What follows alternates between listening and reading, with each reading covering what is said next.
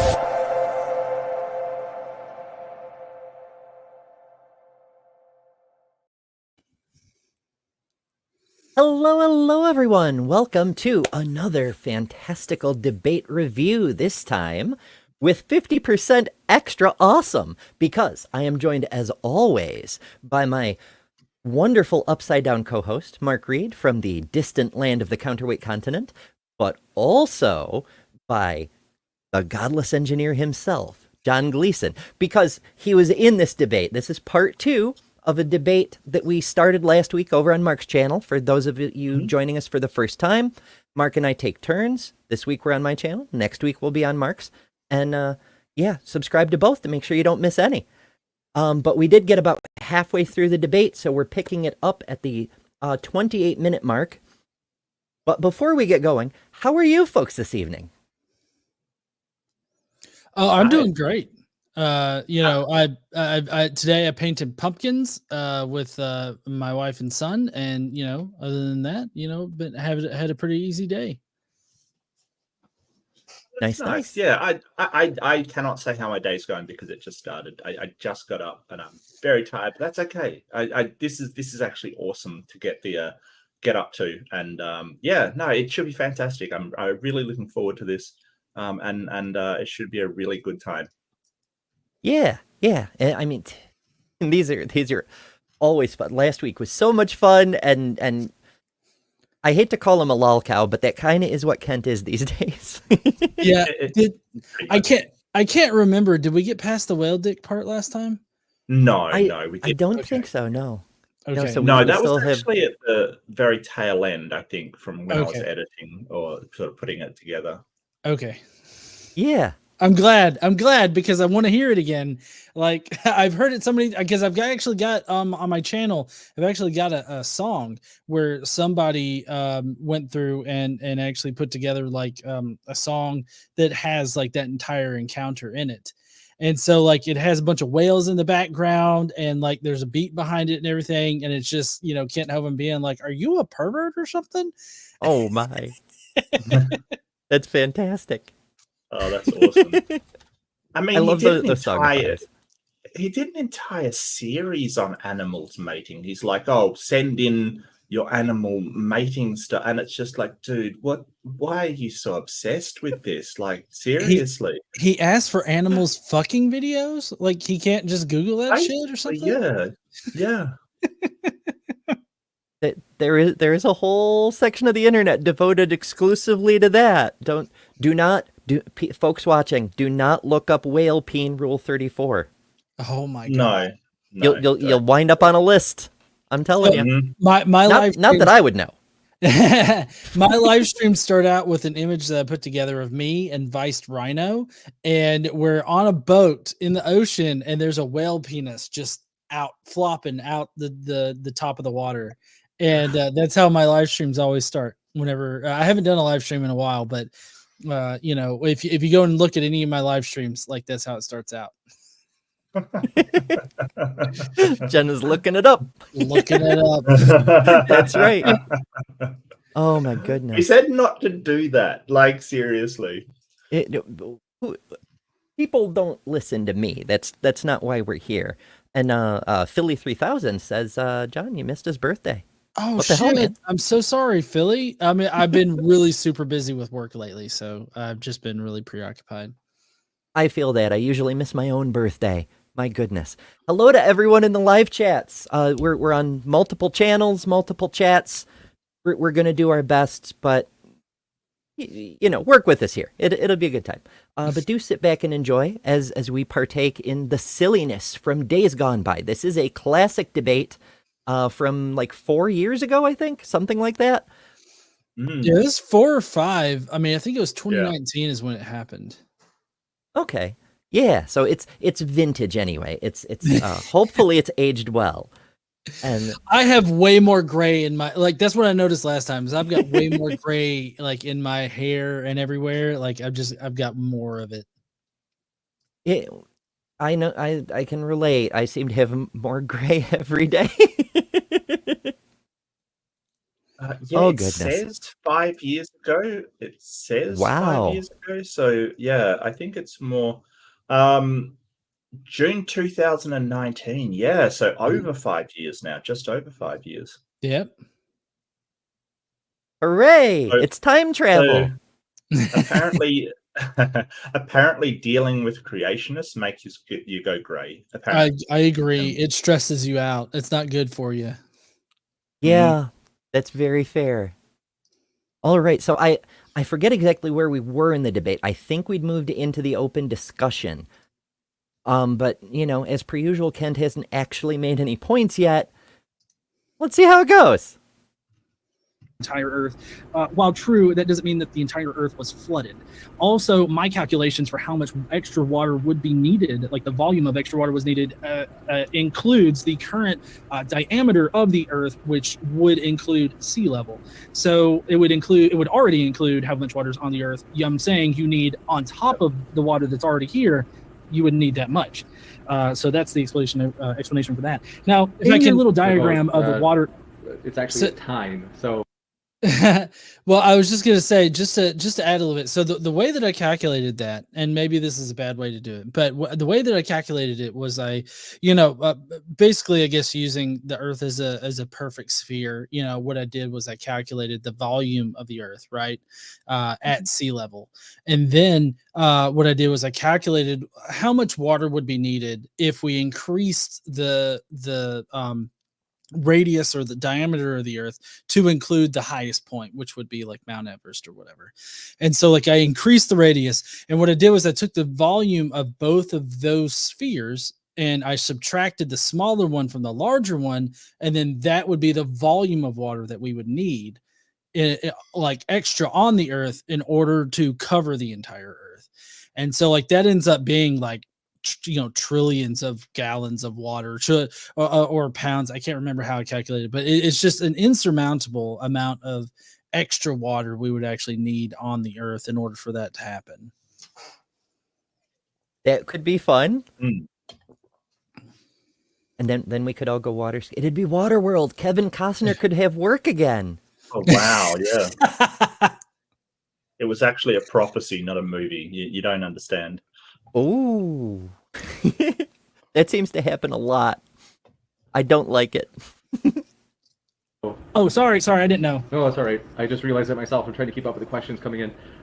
With that, we will go to the open discussion. So, anybody, if you have your questions. Now it's open discussion. So, James is going to solicit some super chats for questions at the end of the open discussion. Obviously, we don't see those unless James brings them up, but we don't interact with those. But if you want to send super chats, you can ask John some questions, and that's for either channel. I'll bring them up no matter what. It's just a polite suggestion. Subscribe. Does anyone know that Kent made I think the world is going to end in 2028? That's when he thinks the rapture is going to happen. Oh, really? That's interesting. He said he can't.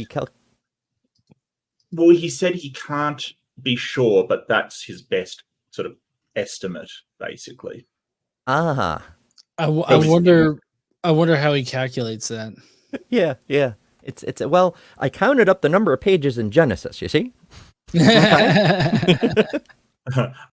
my calendar of the world ending. Yes. He sells one of the funniest things I ever saw was him going this is the sort of Revelations calendar, and he's got this like timeline out, and then he goes, you can make this yourself. Oh, don't make it yourself, buy it from us, kind of thing. It's like, wow, there in a nutshell is exactly what Kent's all about. Yeah. It's by my I mean, the man got out of prison just a few years ago. His son Eric had taken all of his assets that the IRS didn't take. As of last year, he's worth $4 million. He's bilked $4 million out of his followers in just a couple of years. My freaking goodness. I feel like it's easy when you have a cult, right? Right? Yeah. We're in the wrong line of work, folks. Wowzers. Feel free to put them in the live chat, and I will try my very hardest to get to all of them. We have a kind of doing a short and sweet spiel today, so we really won't get to all of them, but we're going to try to go as fast as we can. So for the open discussion, we've got about 20 minutes, and starting the timer now. Gentlemen, the floor is yours. The floor is whose? His or mine? And are we discussing the questions, or what he just said is another rebuttal? This is just open discussion. Yeah, it's an open discussion. I just used a lot of time, so if you want to ask me a question or explain something to me, as long as it doesn't go too long, I mean, Sure. I would say go ahead and ask. You made quite a few, I would say, false statements about me. You accused me of being distorting things and being dishonest. I resent that greatly, and I think that's slander on your part. You said my only basis for believing this is because the Bible says, and I clearly showed you that is not correct. I do believe the Bible is true, but that is only one. All the scientific evidence also points to there being a worldwide flood. All the historical evidence points to there being a flood. So don't say I only use the Bible for this. That's a way for you to cop out of giving an honest answer. I gave you nine. No. I'm not trying to cop out of giving an honest answer. Can I address this real quick? Sure. I gave 9 reasons why. One of them was the Bible. Okay. No, if you actually listen to what I said that the basis of your belief is the Bible. Now, I'm kind of curious. If you found evidence in reality that the Bible was wrong in some kind of way in this context, would you say that the Bible is always correct, or would you say that the Bible is wrong in that instance? If you can find evidence that shows the Bible is wrong, I will admit it was wrong. If I can show you evidence... Plot twist, he will not. He has been shown many, many times. Yeah. I also don't know of any scientific information that he either presented here or that exists in reality that actually proves a worldwide flood. Like, it just that seems ridiculous for him to suggest that. Yeah, He even... Sorry, go ahead. Oh, I was just going to say that Charles Lyell, the creationist geologist, he went looking for evidence of the flood, and he found it so lacking because of being a creationist. He couldn't shake his beliefs. He wrote that the flood must have been so gentle, it left no marks on the geologic landscape. It must have. Like, that's the only... Yeah. I mean, obviously, it must have done that. Of course. But the fact that Lyell, the guy with all the credibility when it comes to creationist geology, admits there's no evidence, then what the fuck is Kent talking about? Well, he kind of makes claims. He sort of says, hey, this could have happened, when in reality, like, all of the scientists, except for, maybe a handful of geologists that work for creation ministries, say, well, that didn't happen because of these things we can see. But he will sort of go, well, this could have happened. The pressure underwater could have shot rocks to the moon, kind of thing. And it's like, that to him is science. And I don't understand why he thinks that. Yeah, it's that that thing they do where they say, oh, if the thing is accounted for by my belief system, that means it's explained. But accounted for just means that there's a plausible explanation, not that it is the explanation. It's really weird. John, you have a fan. Well, you have many fans. But this particular one wants to send a tribute.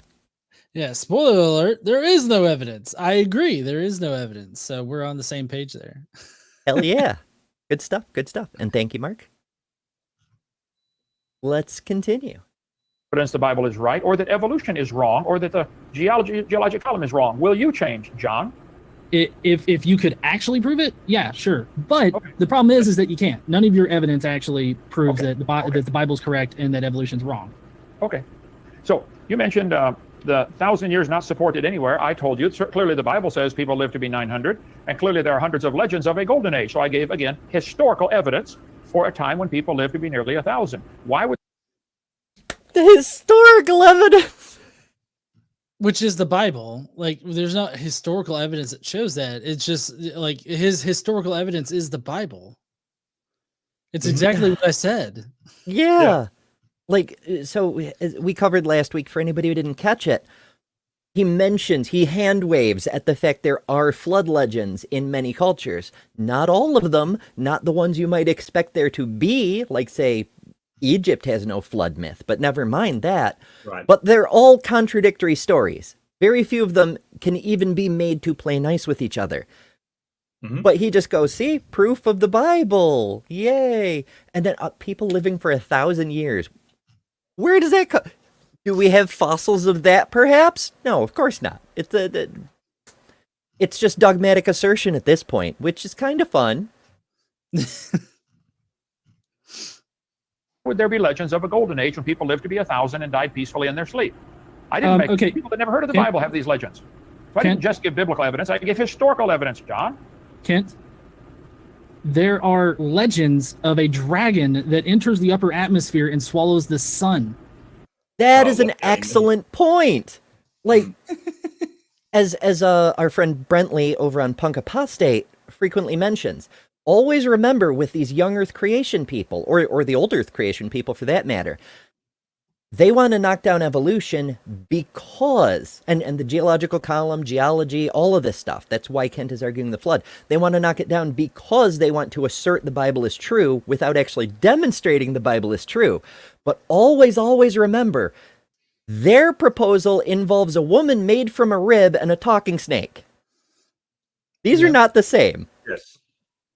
Yep. And because they believe because a talking snake convinced a woman to eat a magic apple, but we've got to look at this in context. But I wouldn't, I don't know, because I wouldn't push Kent because he might actually believe something that ludicrous, because he does actually believe in dragons. But let's not forget that he thinks dragons were dinosaurs. Mhm. Oh yeah, that's right. They were.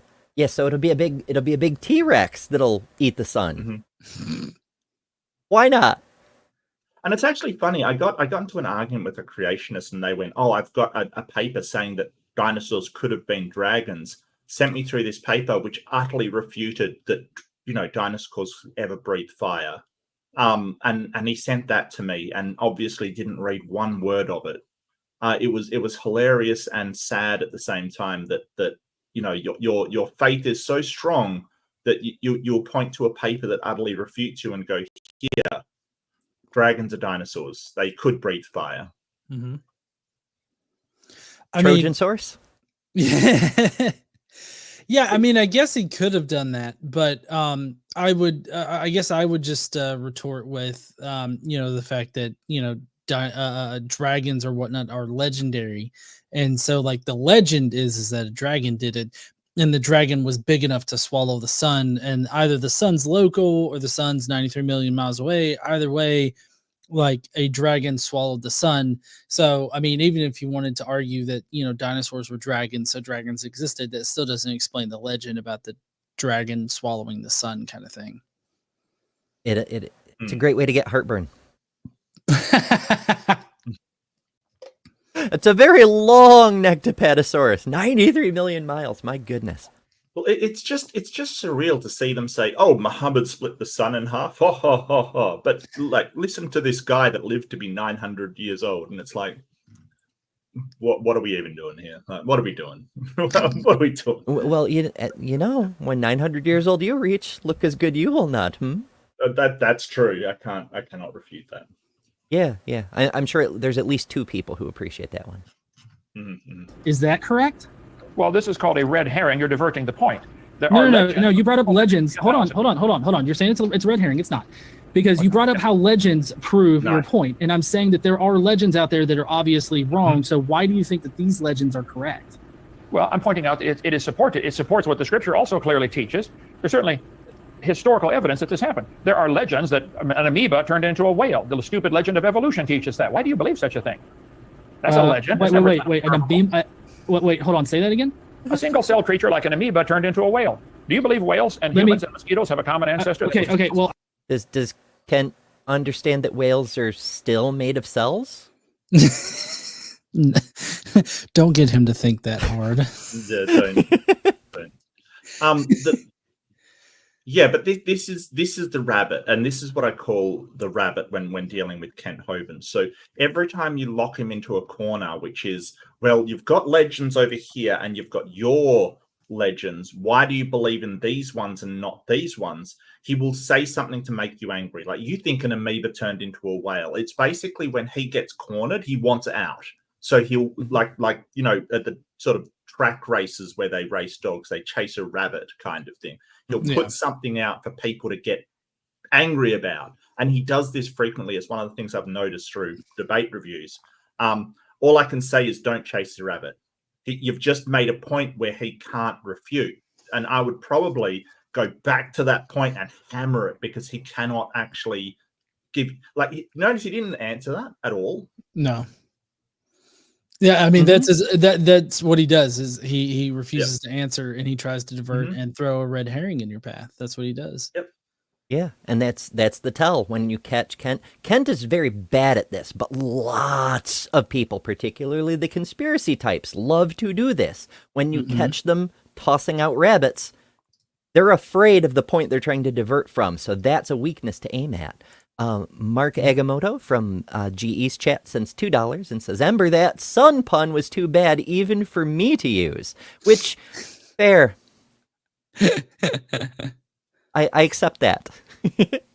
I'll address this, but I want to say that this is not actually the debate that's being had. Okay, Exactly. Nice Huh? You say one of your things is to go around debunking the flood or debunking the Bible, and so I just thought you must believe in evolution. That's the only alternative. No. It's not an either or, Kent, for fuck's sake. You can completely debunk evolution, and it still doesn't make your book of fairy tales true. You have to demonstrate that. Yep. Ay. I mean, I debunk creationism, but yeah. So is that how you think evolution actually works? I can show you straight from the textbooks. I'm sitting in a room with hundreds of them. An amoeba. Do you think an amoeba turns into a whale? Over millions of years, the amoeba, they have lines on paper connecting the whale, the human, and the amoeba. Yes, that's what they're teaching the kids. No, they're teaching the kids that single-celled life started out, and then many different organisms occurred, and we can trace those through the fossil record, and we can figure out how a land quadruped eventually turned into like whales and dolphins. And we know that this happened. One of the main reasons is because they have vestigial hind legs that don't work and actually sometimes protrude from their bodies when they're caught. So evolution doesn't actually say what you're saying. You're really reducing it down, and it makes me feel like you think one day a amoeba split through asexual reproduction or whatnot, and a whale just immediately appeared. Is that Poof, magic whale. Yeah, that thing that you're mentioning, I forget what the term for it is. An atavism, I think. My meat brain is... Well, atavism is when you have a vestigial organ that usually isn't there to come back. Like when a human has a tail, because humans have been born with extended tails, or you get sort of the occasionally a whale is born with larger vestigial hind legs than it should have, and that's an atavism. That's kind of what I was driving at. And like dolphins sometimes will have legs, even though they don't have legs. Yep, I can't remember. Oh, birds will sometimes have teeth, kind of thing. These vestigial teeth. That it basically the process throws up something that has been lost through evolution, but it throws it up in this individual, and it's incredible the mental gymnastics that the creationists have to do to hand wave atavisms away. Like they claim, oh, the tail on a human that we surgically remove because it can be done and should be done. Oh, that's just fatty deposits, and it's like, are you serious right now? Like, I don't. I went to school with a girl who, I don't know for sure, but she claimed that she was one of those people who was born with a tail and had it removed at birth, and she did have a scar in roughly the right place. It happens, I also went to school with a girl with 6 fingers. Now, that's not a throwback, that's just an anomaly, but, it was just there, Evolution's weird. Weird though would be if creation produced that kind of thing, because what's the explanation for that? Is God playing tricks on us again? That what you're saying, or No, I think you're trying to hide the stupidity of the religion of evolution, because your religion does teach that whales and amoeba came from an amoeba over millions of years, and your idea that the whale has vestigial hind legs is showing your gross inadequacy in biology. The whale has bones in their abdomen that are used for mating. The whales have a 15-foot penis. They have to mate underwater in the dark with no arms, and they can't talk and say scoot over. They got special muscles that have to move this thing around in the dark at 3,000 feet below sea level. Yes, that whale is not, that's not a vestigial.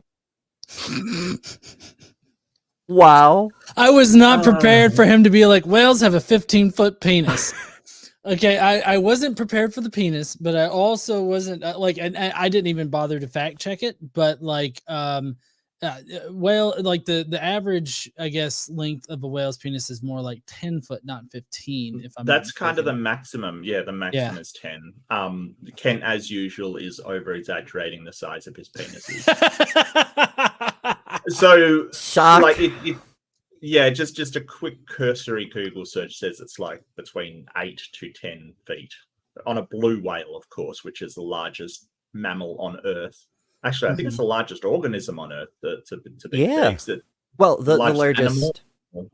It depends. There's certain trees and things in certain places that get spread out that are like our friend Fern. Fern would know because plants Fern. and things. Yeah, good to see you, Fern. Kent is of course exaggerating. He kind of is just throwing out ridiculous stuff.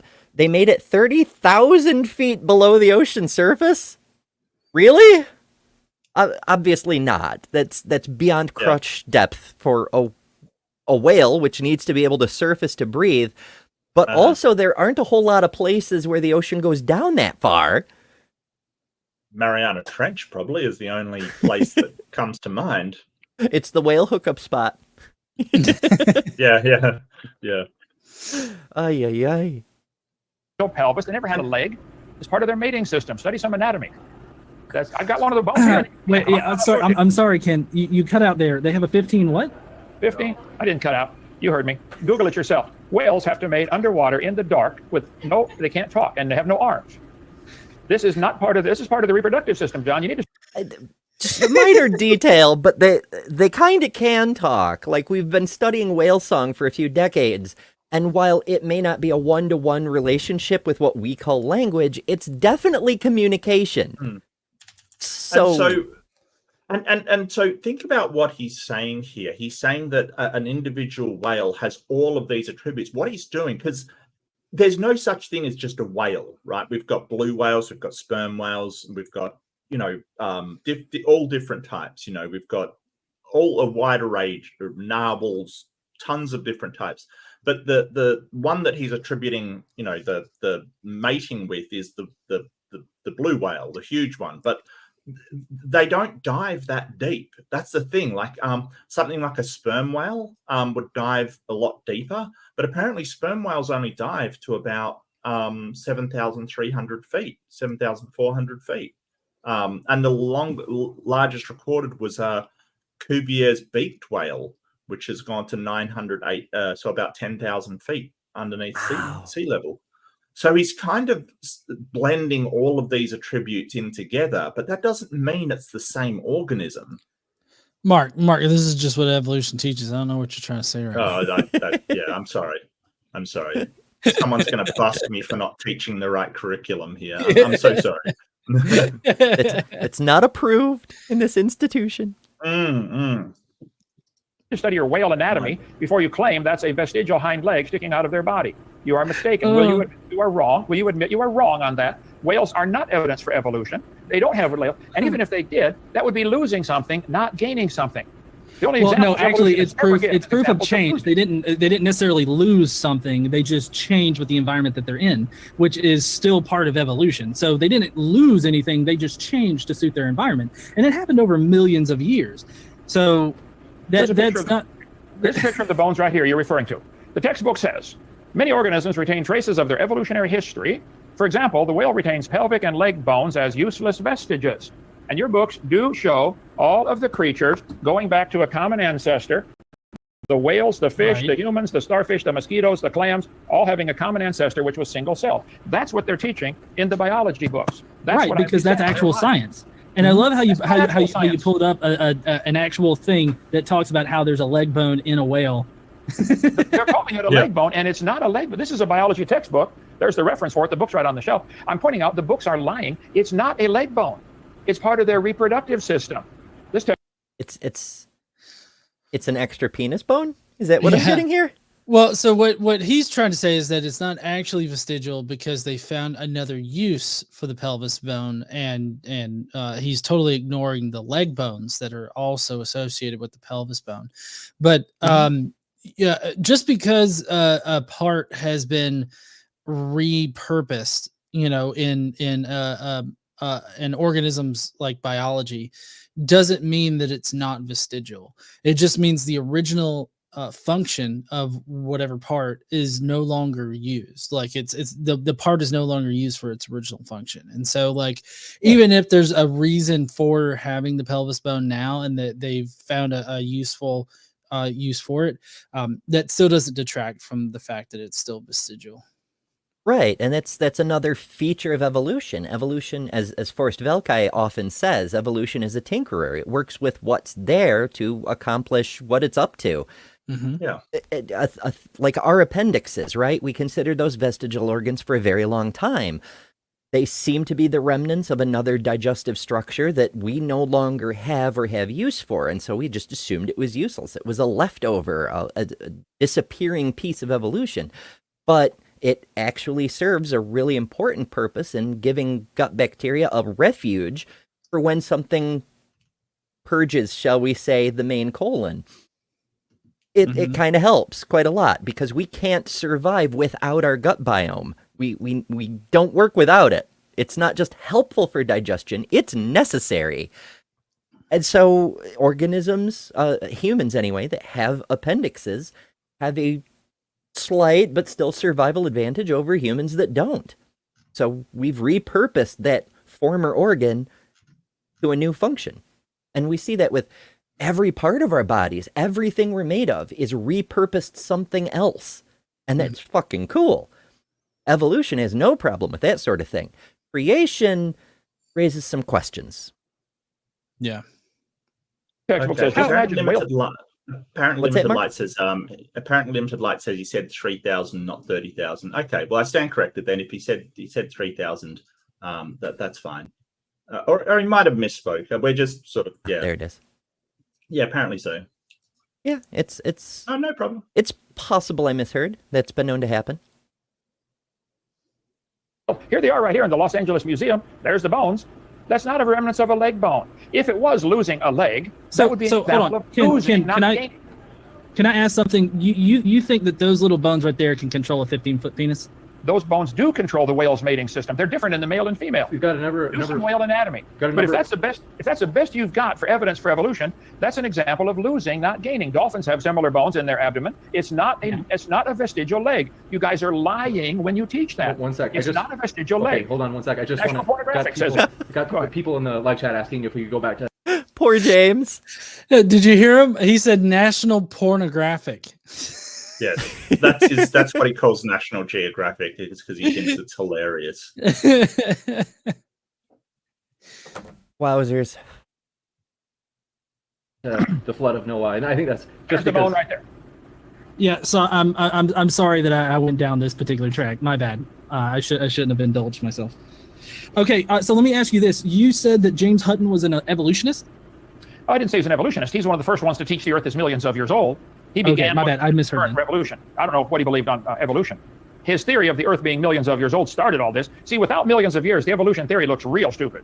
I think it looks stupid Can I with just millions add of years, but something as without the well? millions, gee, now it's What's that, Mark?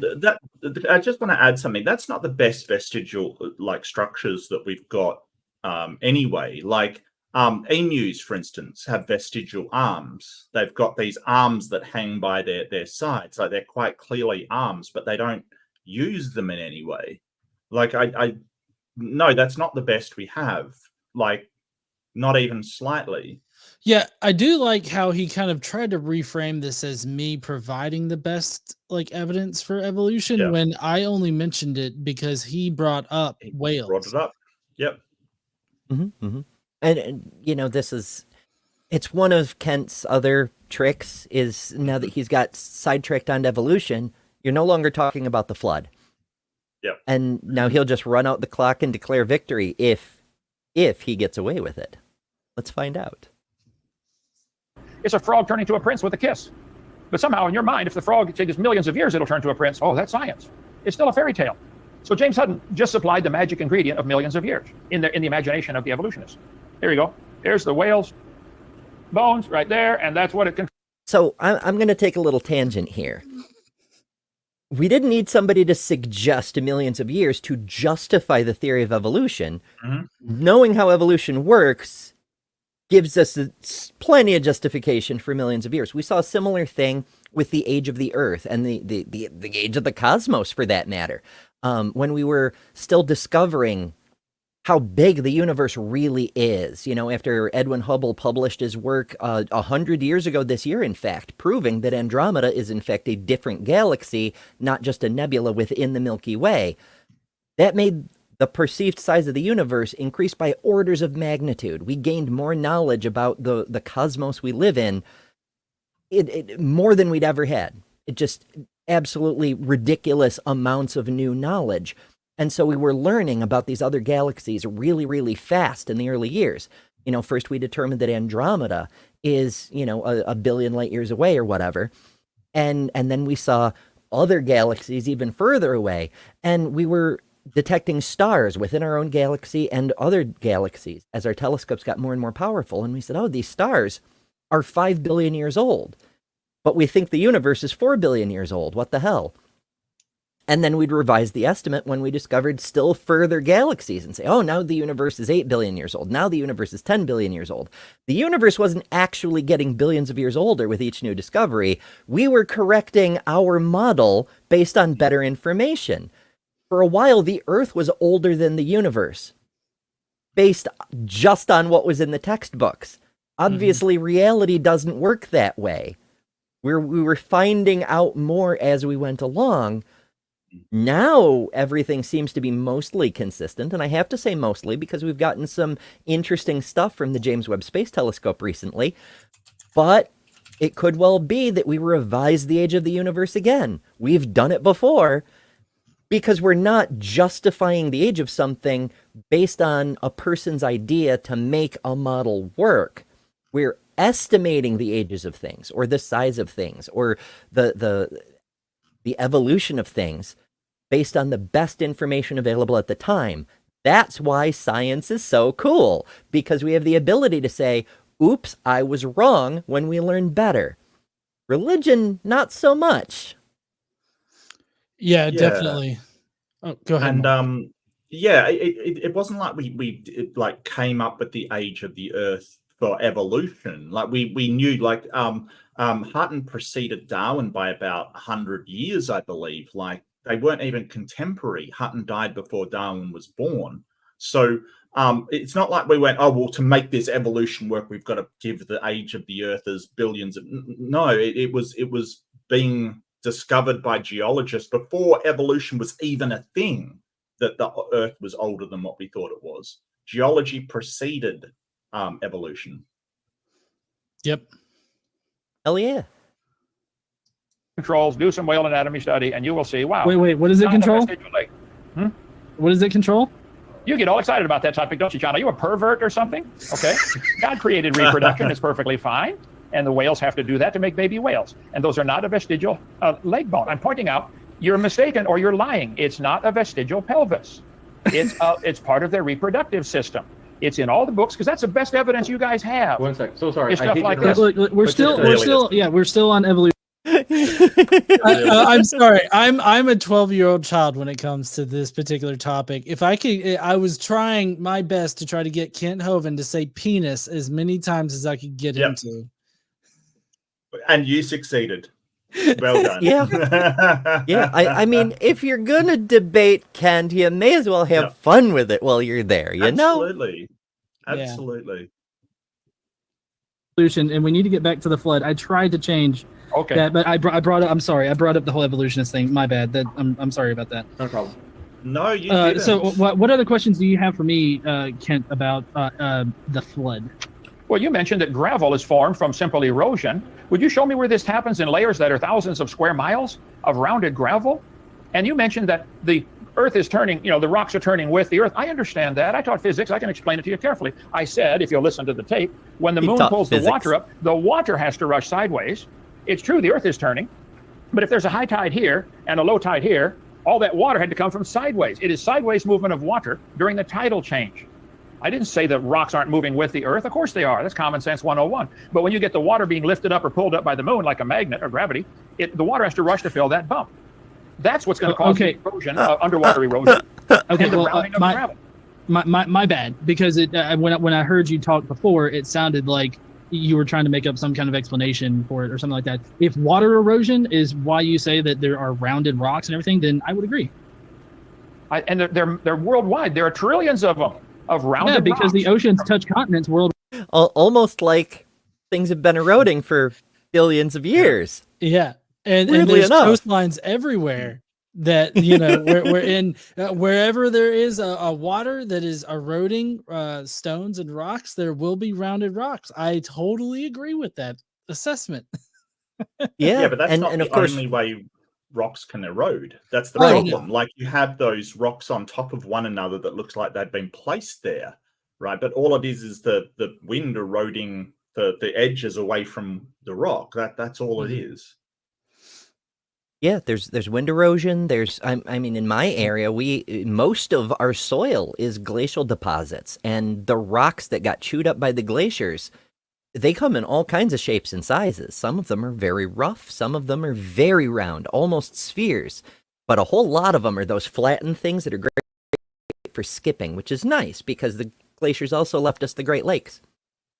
Well, yeah. So I guess what I interpreted from what he was saying was that the only way that those rocks could have gotten there is by a global flood placing them there. But my mind went to, well, the face of our Earth has changed so much. Like when you talk about there being eroded rocks in South Alabama, where he's at, there were lakes that are no longer there. There was a whole sea that bisected like North America at one point. And so like just finding eroded rocks doesn't mean that there had to be a global flood. It just meant, oh, maybe there was an ancient lake here, or an ancient river, or an ancient sea. Like, those are likely ways that those could have gotten there too. But I also didn't think about the wind erosion. Wind erosion is very plausible as well. Like, yeah.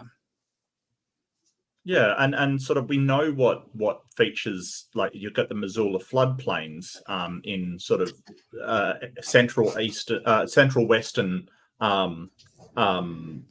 America, where an ice wall broke and a flood came down. We know this because the geological features, you have like boulders that have been scraped along the earth kind of thing. We know what it looks like when there's a flood, and other parts are just lacking these features. So the question isn't, well, rounded rocks, it had to be water, it must be a flood. It's like, well why do the Missoula floodplains have these features that we can tell that there was a flood there and explain how the flood occurred, but we don't see those features anywhere else. Where are those features? Very peculiar. It's sort of like how they say the Grand Canyon had to have been caused by the flood, and yet why is the Grand Canyon's unique? Because it's the only place like that. I mean, there is a similar canyon in China, but if it was the flood, there should be these things everywhere. Well, Kent says that formed in a week. It formed in a week. That's what he claims. Yeah, never mind the kind of energy that would be required in order to do that, and what that kind of friction would actually entail. Like, never mind any of that, Yeah. Yeah. It's all details. We don't need details. We have where is it? I've got the magic book of fairy tales. That's all you need. This, ladies and gentlemen, and non-binary pals, this is how we discovered penicillin, and that the Earth went around the sun, and that the Earth was a sphere. It's all, oh wait, it's not in here, is it? Never mind. worldwide. So does this only happen along the beach line?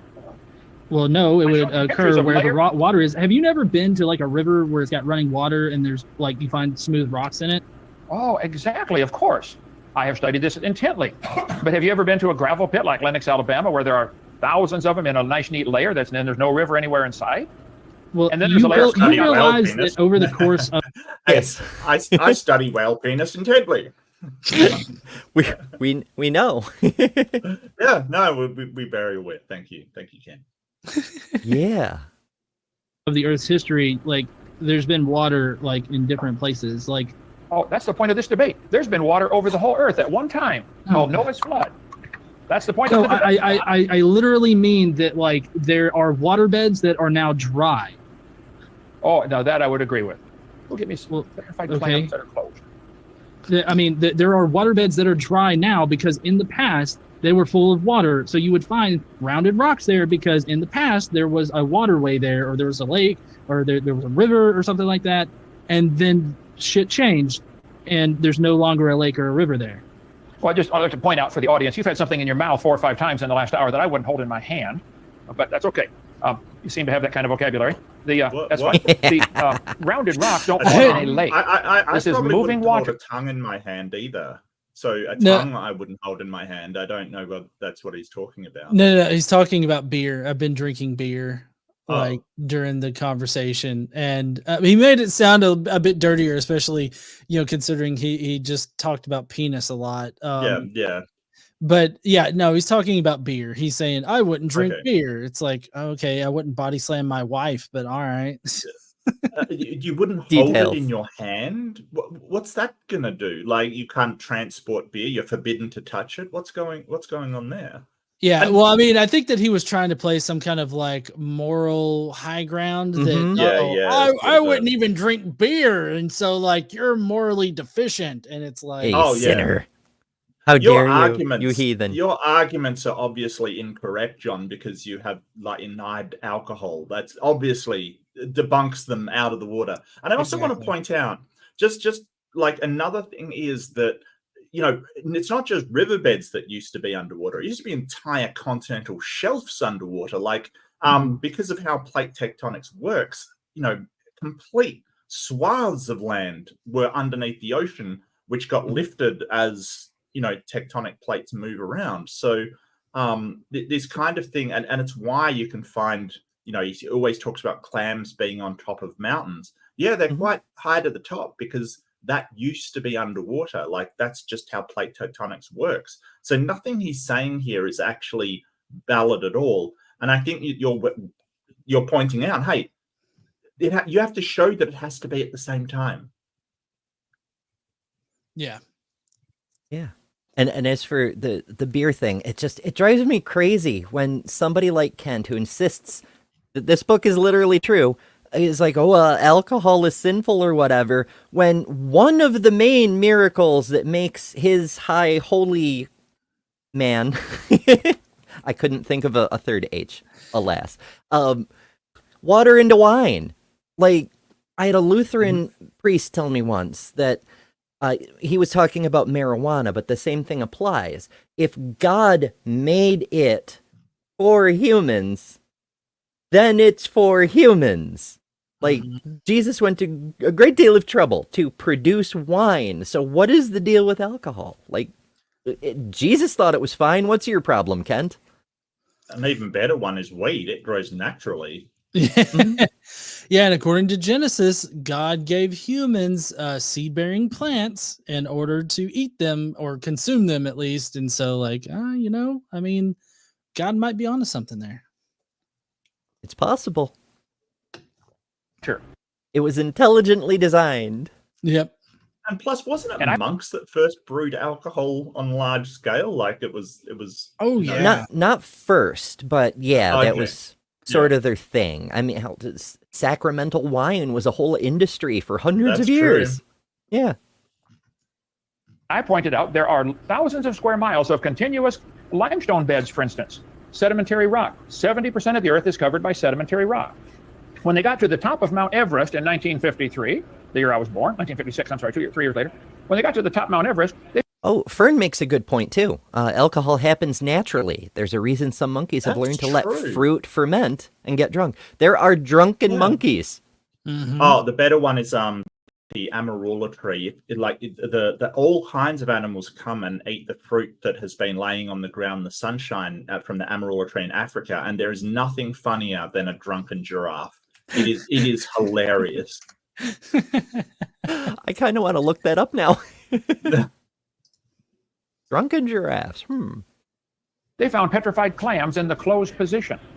Okay, Clams good. don't- I'm glad that you brought that up. Okay. That's evidence So- of a flood. No. It's not evidence of a flood. On the scientific model, on the geologic model, how does it explain that exactly? I want to know. Well, I would like to point out that there's a difference between the scientific model and the current evolutionary model. Evolution has no science to back it up. Here are some petrified clams in the closed position. Go to the beach. When clams die, they open. Something eats them, and it's hard to find a matched pair of seashells. But yet there are petrified clams 10 feet thick in northern Alabama, where you live, John. Ask around, where are the giant beds of petrified closed clams 10 feet thick in northern Alabama? I think this indicates rapid burial. Fossils don't form at all today in any significant numbers. When animals die, the coyotes and buzzards scatter them all over the woods. Yet we find fully articulated skeletons, dinosaurs 80 feet long. All the bones are still connected. This thing had to be buried rapidly in mud, rapid deposition of mud. You need to watch my video number 6. But fossils are found, petrified clams. Buy my DVDs. Look, and no one's claiming that rapid burial does not happen. That's the thing. Yeah. No one's claiming that floods don't happen. The problem is that you've got to demonstrate that they happen worldwide. So we know there's these areas with a lot of organisms that have been, like the Missoula floodplains. We know a flood went through there. Yes, it was rapid burial of stuff. Sure. Why don't we see that in, say, the Sahara Desert or, other place like, freaking Australia? Why don't we see that in the middle of Australia? Yeah, exactly. And I think I'm trying to bring up like how rapid burial doesn't necessarily mean a global flood, but I don't know if he's going to allow me to speak. I'm trying to get into it. It's just it's difficult with him. I noticed that you are avoiding using the word evolution because he just keeps going, like his idea of what evolution is. It's very it's very weird because he's got this 7-point or 6-point evolution kind of thing, like stellar evolution, geological evolution, just all of these different ones to describe what he says is evolution. But we kind of understand that when we're talking about evolution, we're talking about biological evolution, not chemical or stellar evolution, but he sort of will lump them in order to sort of muddy the waters. So, if he's not making headway with the biological evolution, he can go to, well, where did everything come from? That's evolution. And it's like, no, like it's just another trick that he uses. Exactly. Yeah, it's so wild. It's like when the young earthers, the 6,000-year-old thing, and you bring up the Big Bang. One of the ways we know about that is the cosmological redshift. Like they say, how could the universe be, how could it have expanded from nothing? And of course it wasn't nothing, but that's a whole other thing. Mm-hmm. The universe expanded.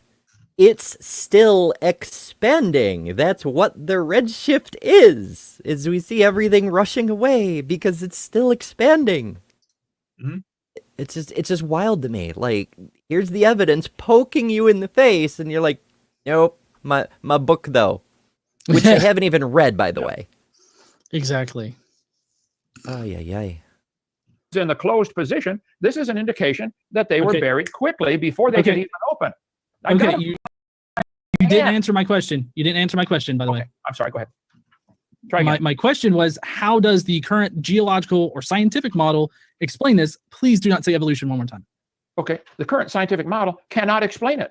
No, They don't actually, explain the it. current They ignore scientific it. model can explain it because mountains like are to hear it. formed when the tectonic plates and the shit like merges together, like they hit and they form a mountain. Mountains form slowly over time. From the bottom of the ocean or whatnot, where these things would have been buried and formed, would have gotten pushed up and put on top of a mountain. That's why you would find like sea animals and everything like that fossilized at the top of a mountain. I understand. If that's correct, why didn't you say that? No. Do you think clams are dying at the bottom of the ocean today and being in the closed position?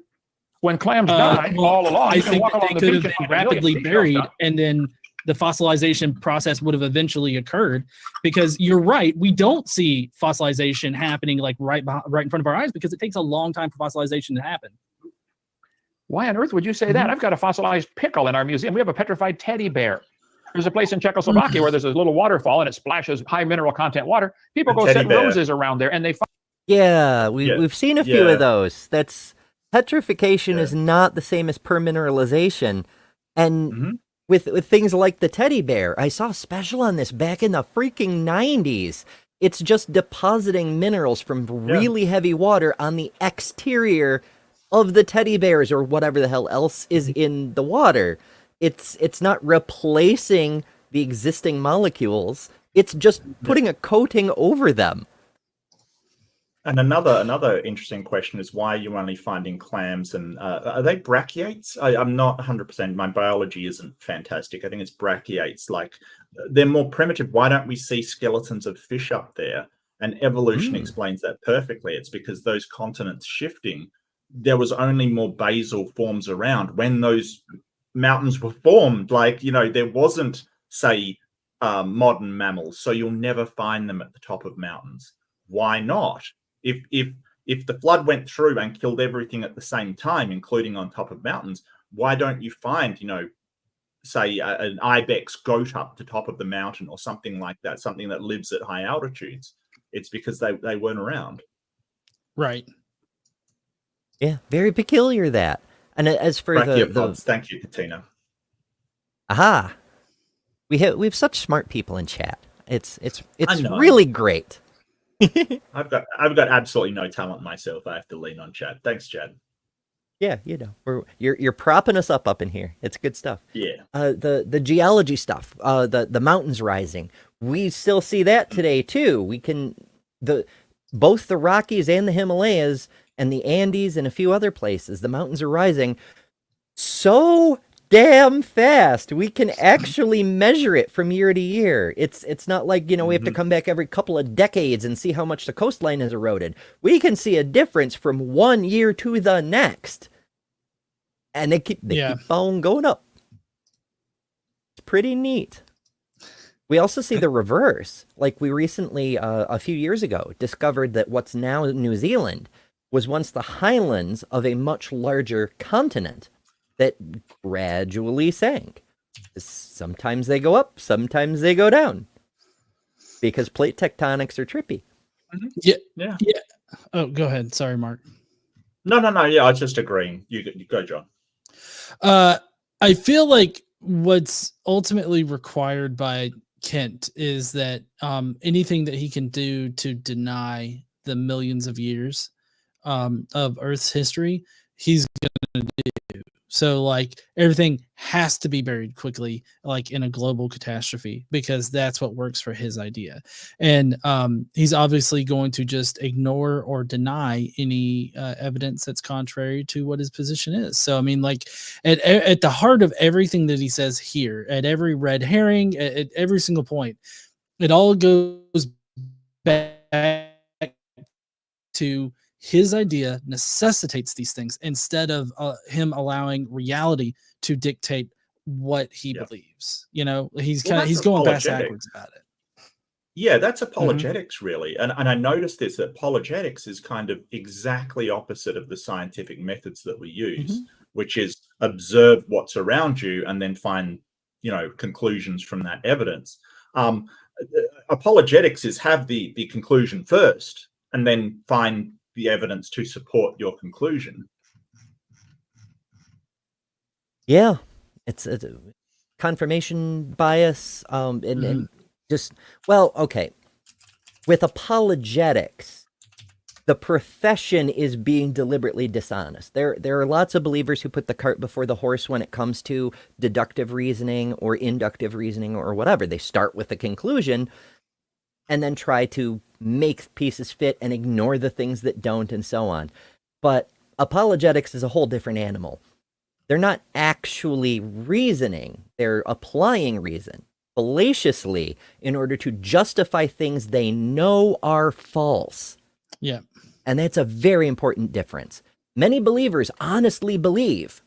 They may have bad reasons for belief, but they honestly, sincerely hold those beliefs. Apologists know they're full of shit and lie to your face. Yep. Mm-hmm. Fossilized, they get mineral content coated, turned to stone in 2 or 3 Did I break it? days. There we Why? go. Who taught you it took millions of years for fossilization? Somebody, you need to get your money back for that education. That's not true. I actually didn't Fossilization specify is- an amount of time, but I just said that it takes a very long time to happen. And it That takes a takes very long millions of time to years. happen naturally, as opposed to whatever the fuck you just brought up. If fossilization takes millions of years, the creature is going to rot before that. They find fossilized soft tissue like octopus arms, squids are found fossilized, single cell creatures are found fossilized. Fossilization does not take. Kent- I've got pictures of animals, fish giving birth, fossilized with the baby halfway out.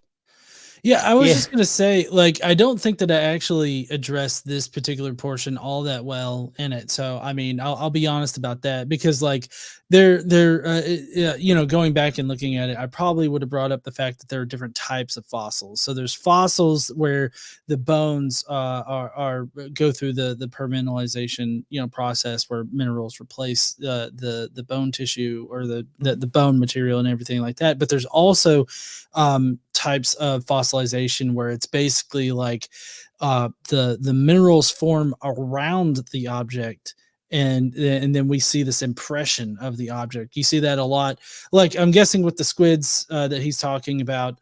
You would see that kind of fossilization there. You also see that kind of fossilization when it comes to like plants, like with leaves and stuff, and other sea creatures, fossilization of that kind of aspect also occurs. So I mean, like, him just bringing up, this happened, and why would it happen if it fossilization happens quick? It's like, well, no, it's just the fact that it formed around it, and then we're seeing the impression of the organism that was there. Yeah, that's a whole different kind of fossil, and they're so fascinating. Like, we'll see them in coal deposits sometimes. Like, there will be the impression of a leaf. The leaf itself is long gone, but you can buy them in gift shops and frame them on your wall and be like, this is from the freaking coniferous period or something. This leaf is older than the Appalachians. Probably not, but you get what I'm driving at. It's really freaking cool. Yeah.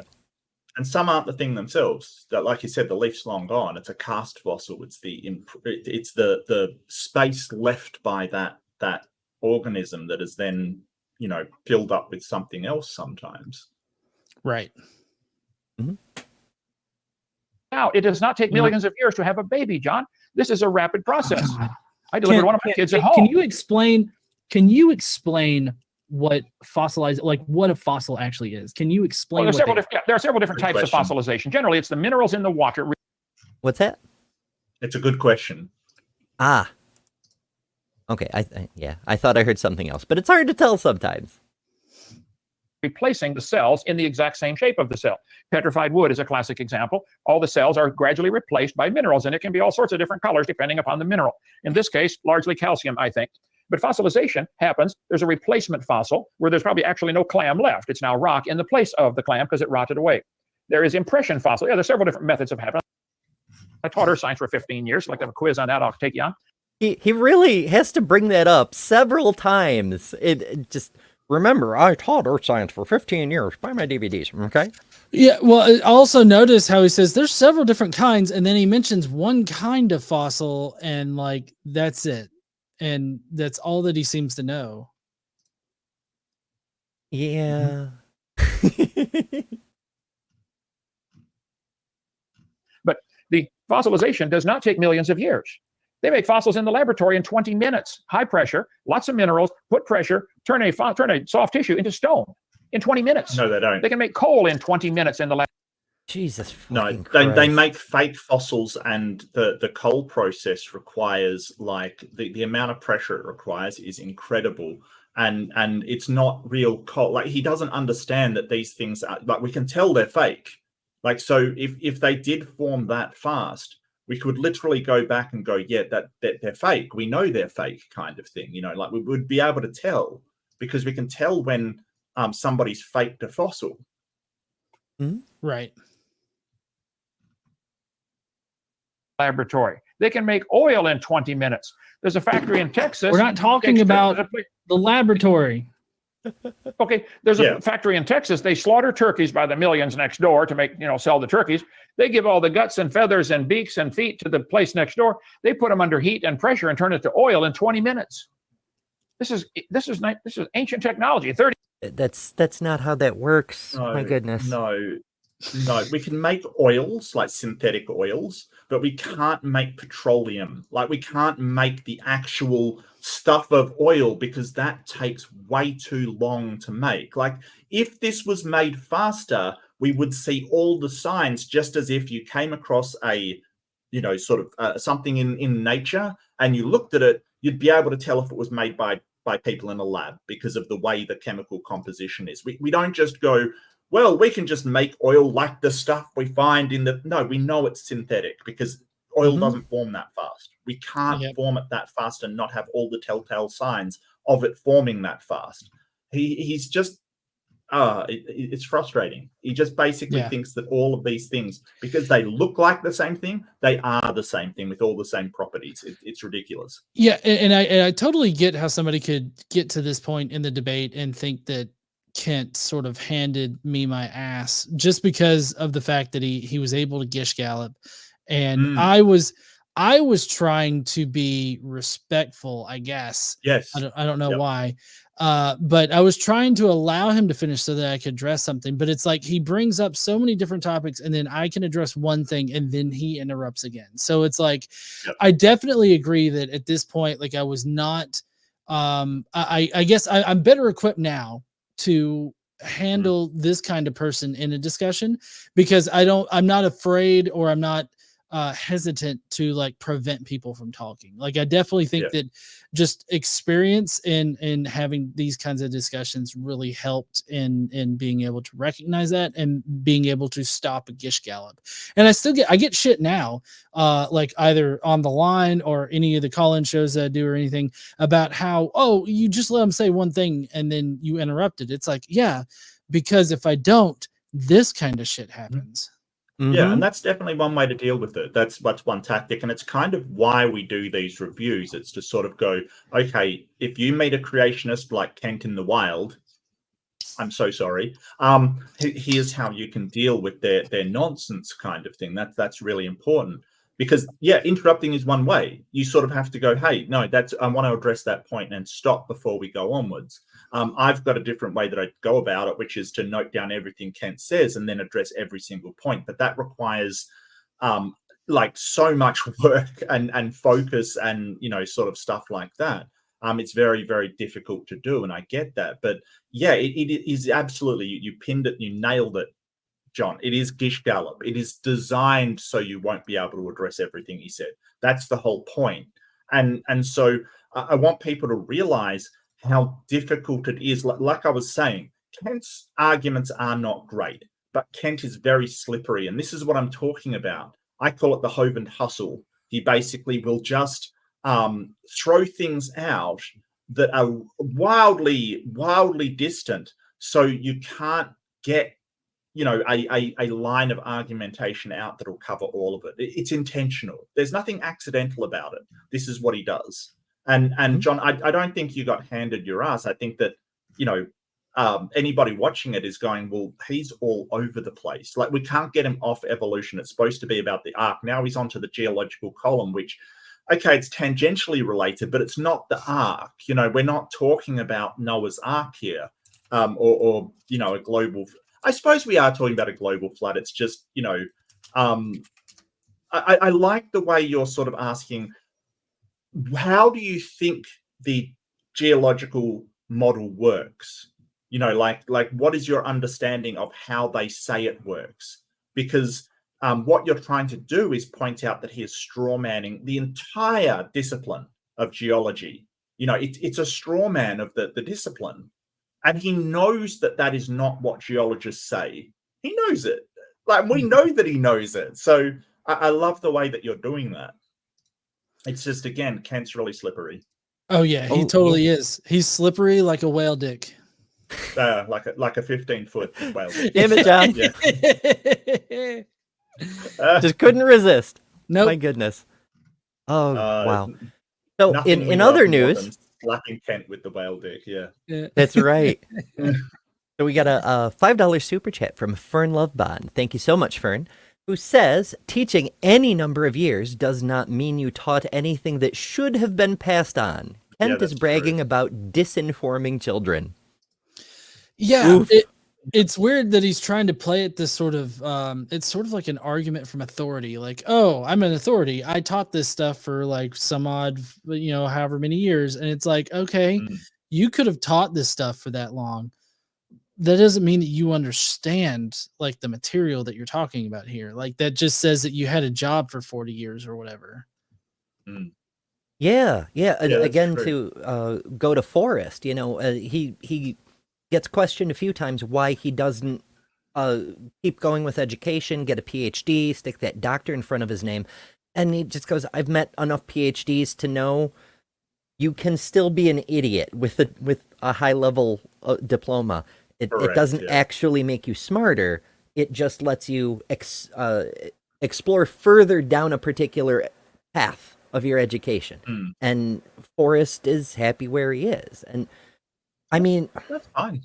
Answers in Genesis has PhDs. They've got Andrew Snelling. They've got Georgia Purdom. There's a few over there. Jason Lyle, one of the most dishonest people on earth. It doesn't mean you're good at your job. Just that David McQueen. Oh my goodness, yes. That man has a PhD, and I don't understand how. I think a good reason for getting a PhD is because you want to do the dissertation or the sort of thesis, basically. I think it's because you do want to specialize in a particular area and really get a comprehensive investigation into one particular thing in the field, kind of thing. I think that's what you've got to remember about the PhD. And actually, now that I mention it, Kent's is hilarious. I've got to do a reading of that one day because that is actually hilarious, his dissertation. But I've noticed that Hello, my name is Kent Hovind. A lot of people who are insecure about their qualifications will keep bringing them up. They will say, "Hey, I've got this, and this kind of thing." It's the people that are really knowledgeable that will, like Dr. Cardinal, for instance. I've rarely heard him bring up his qualifications in any kind of evolution debate because he doesn't need to. Like, he really doesn't need to. He knows what he's talking about. Gutsit Gibbon rarely brings up qualifications. She doesnn't need to. She did in the most recent video, but it was for a long way to get to a joke, and I fucking love Erica for that. She's just amazing at everything she does. I think the only time that I ever bring up the fact that like I have 2 engineering degrees is when people ask me, "Oh, are you really an engineer?" It's like, yeah, I've got 2 degrees. Like, you can see it. I got one up right behind me on my head in my background. So like, that's the only time when I ever bring. Yeah, sorry. You can see it. Right. We'll make you more. I wonder, can I make you even more visible? No, I don't have a bigger mode. Alas.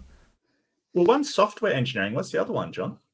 Oh, computer engineering. I mean, it's both computer related. I had to get my bachelor's in computer engineering first, and then I actually got the job that I have now, and they paid for me to go back to school to get my master's, and so it was kind of like a whole program at where I work.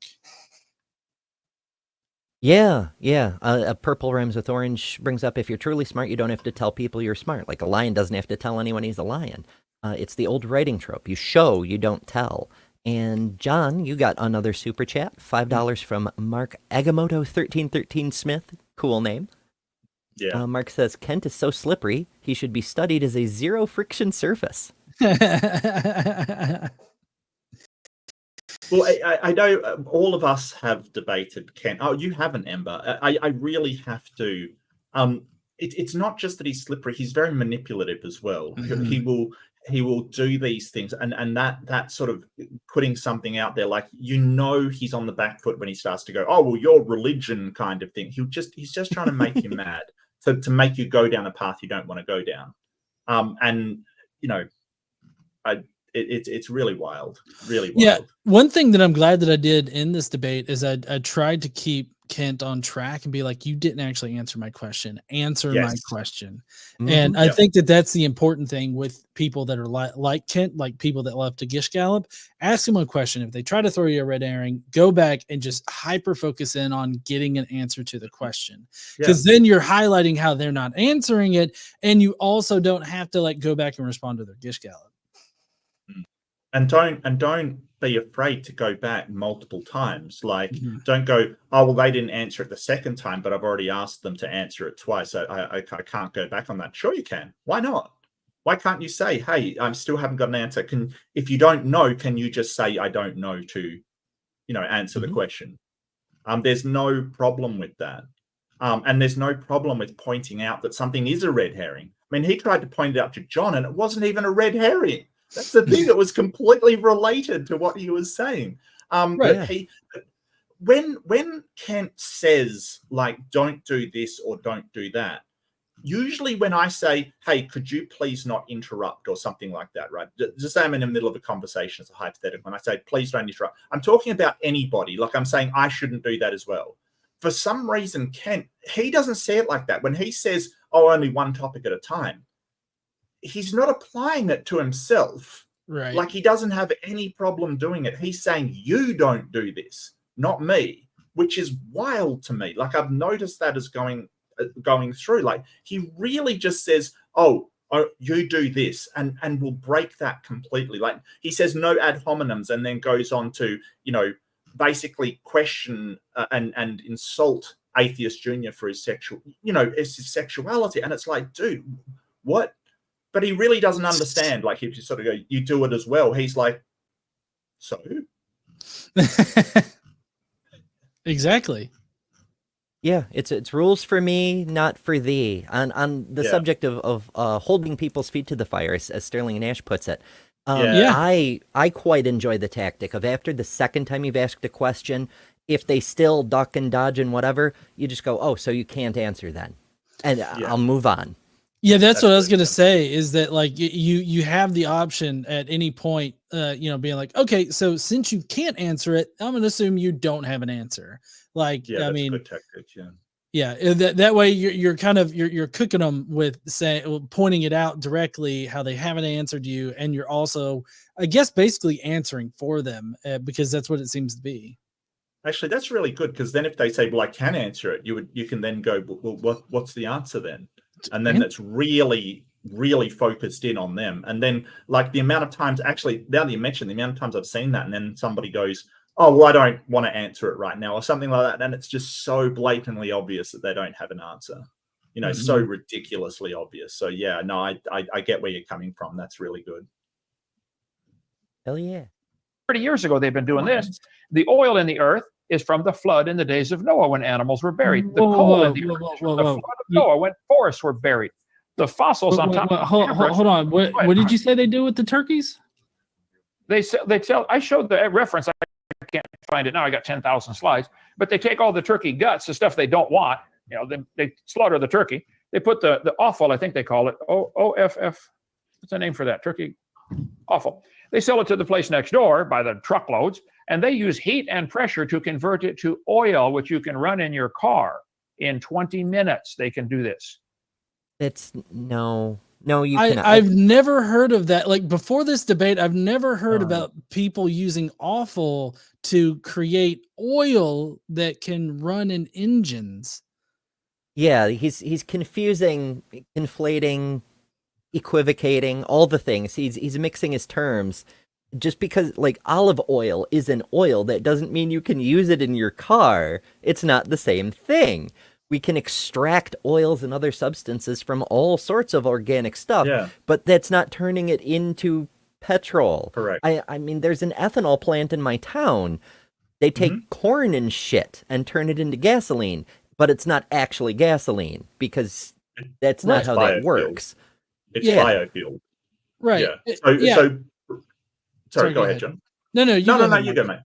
Oh, okay. Well, Brazil has an entire industry about turning cane sugar into biofuel. Like, but it's, as Ember has pointed out, it's not petroleum. Like, we know that it does come from organic substances, and it doesn't have the same power that you like technically you can run some engines on vegetable oil because you can run a combi van on vegetable oil if you're a hippie was the joke, which you can do, but it has so little power compared to petroleum because it doesn't have the same amount of energy in it. Go ahead, John. Yeah, well, I was gonna say that like the kind of, because he's not talking about like biofuel engines. I mean, you have to have an engine that can actually run off of biofuel, if I'm not mistaken, right? Like it takes a very specific kind of engine to run off of biofuel, I think. It depends. There's certain kinds of fuels that you can get away with using in a standard engine, like biodiesel, for example. If you go through a certain process, you can get it right, so it will burn in a diesel engine. But then there's other engines, like the car that I currently have. It's designed to be able to run off of E85, which is 85% ethanol. Right. Yeah. That much ethanol would damage most engines. So because it's specially designed for it, it can do that. Most gasoline, you can only get away with 10% ethanol. You cut it a little bit, but any more than that, and you risk damaging the engine. That's why most gasoline is E10 now, and they also sell ethanol-free gas for a premium, of course, because people worry about that. Yeah, so I mean, my point, or I guess the point that I was trying to make is that what Kent is trying to suggest here is basically like taking like 100% ethanol and putting it into a regular engine that's meant to burn at max, like the E10 kind of gasoline, and that's just not what happens. Yeah, apparently any diesel engine can run off biofuel, but apparently, like, not all manufacturers approve like use of biofuel. Here's the thing: like, it's the engine may work, it doesn't mean it's good for it. Yeah, Right. like in the old days, if you were up here, it gets really damn cold in the winter, and our engines tend to gel up. Sometimes we would use kerosene as a kind of defreezer because the diesel engine can burn it. It doesn't work very well. It's not very efficient. It lowers your power output. There's a lot of drawbacks, but it has a lower freezing point than regular diesel because of the molecular composition. So it works as a sort of antifreeze that you can put right in the fuel tank. Nowadays, there's additives and shit to prevent gelling from happening. But back in the day, if in a pinch, I mean, hell, today in a pinch, you can still use kerosene. It's suboptimal, but it's an option because it's different. A Dragon Healer's got a really good point. Oil wasn't made of animals, and maybe it's a good idea to point out where petroleum comes from. It's actually from algae, like it's a plant matter. So about creationists will originally say, "Well, you think oil was made from dinosaur bones?" No, nobody thinks that. Literally nobody. It's basically algae that were in vast algae oceans that sort of died and were, through subduction of the tectonic plates, were pushed underground and then cooked over an incredibly long period of time. We're basically burning ancient sunlight. Yeah. That's an interesting way to take that. Yeah.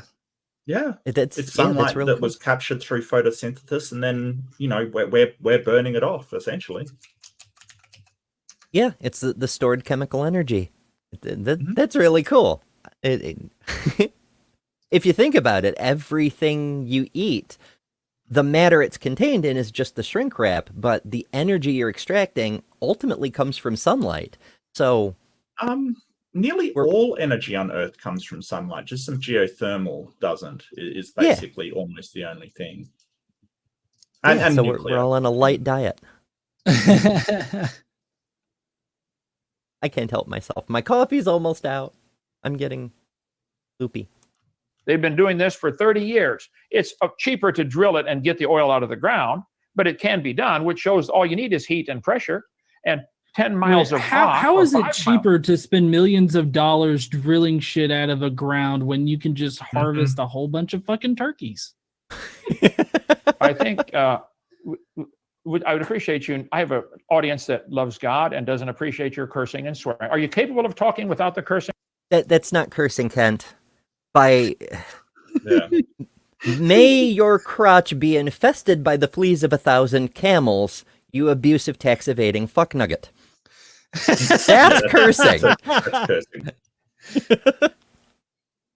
I think he sees it like, I mean, he sort of has this issue of, again, he's just sort of virtue signaling kind of thing, like, oh, I'm moral and you're not. Again, it's just like the alcohol thing. He's basically saying, hey, I'm clean and moral while you're not, kind of thing. So I don't, it's just a word, dude. Get over it. Like, seriously. I generally don't curse or swear at all. But I don't see a problem with it, really. I don't know what he's talking about. It's just a word. It's like the meanings that they have, like all words, we create them. There's nothing inherently evil or wicked about any particular sounds, syllables. That's what I was going for. Syllables put together. Mm-hmm. It's just, if you swear at him in Japanese, he won't know. There's no evil force conveyed by it. There's no sinfulness brought down upon you. It just, now cursing, there is cursing in the Bible. There is quite a lot of cursing. God does it. It's a holy activity. It's a righteous thing to do, to place curses upon your most devoted followers. Bless them with boils or inflict them with a loss of crops. Murder their children. These are all divine holy actions. So, I mean, if Kent is offended by someone saying fuck, he must really have a problem with Yahweh. So in my area, like that kind of language is not seen as like anything bad necessarily. Like, I grew up with my parents saying it all the time, and so like I guess I've got a sailor mouth just like my parents have a sailor mouth. So I mean, like, this is just how I talk, and I mean, so I mean, I guess it's just indicative of where I grew up. Now, obviously, Kent lives down in South Alabama, but I mean, he comes from Florida, and he's a stuck-up Christian. So like, well, I don't know that he's stuck up per se. He's pretentious as fuck. Yeah, that's true. That is true. Yes. He's made of pretensions. My goodness. His whole career. I taught science for 15 years, okay? I have 2 PhDs. How many PhDs do you have, Gathas? Yeah. I know I got to work on my Kent impression. I'm no... Mine's terrible. Yeah. We can't all be Dr. Josh. Yeah. Or is this just ingrained in? Does this make you feel smarter? By the way, no, it doesn't. That's just how I talk because I'm actually from Alabama. Okay. Well, you used a verb as an adjective there. You need to study grammar also. But okay.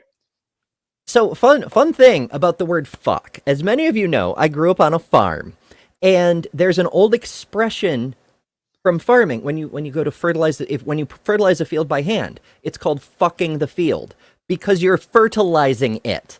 That's what that means. It's a dirty word in the sense that you're spreading around manure and other stuff that is itself actually filthy. But because language also evolves, which is a neat trick, it's taken on additional meanings.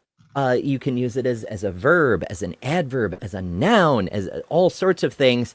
As an adjective, it's one of the most versatile words in our language, and it's quite a lot of fun to say. There's some psychological research on this, in fact, that people who curse experience significantly lowered levels of total stress because they're able to use Freud's terminology, vent some of it out.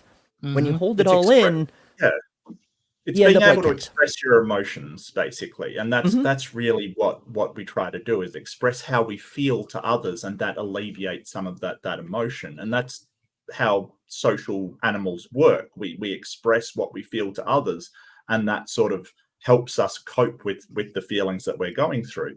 And sort of I just want to point out the stupidity of what Kent said, because there's a lot of words that do, like, they have different grammatical categories depending on the context. Like, that's saying that fuck, you used a verb as an adjective instead of a verb. It'd be like saying, hey, you used fish as a verb instead of a noun.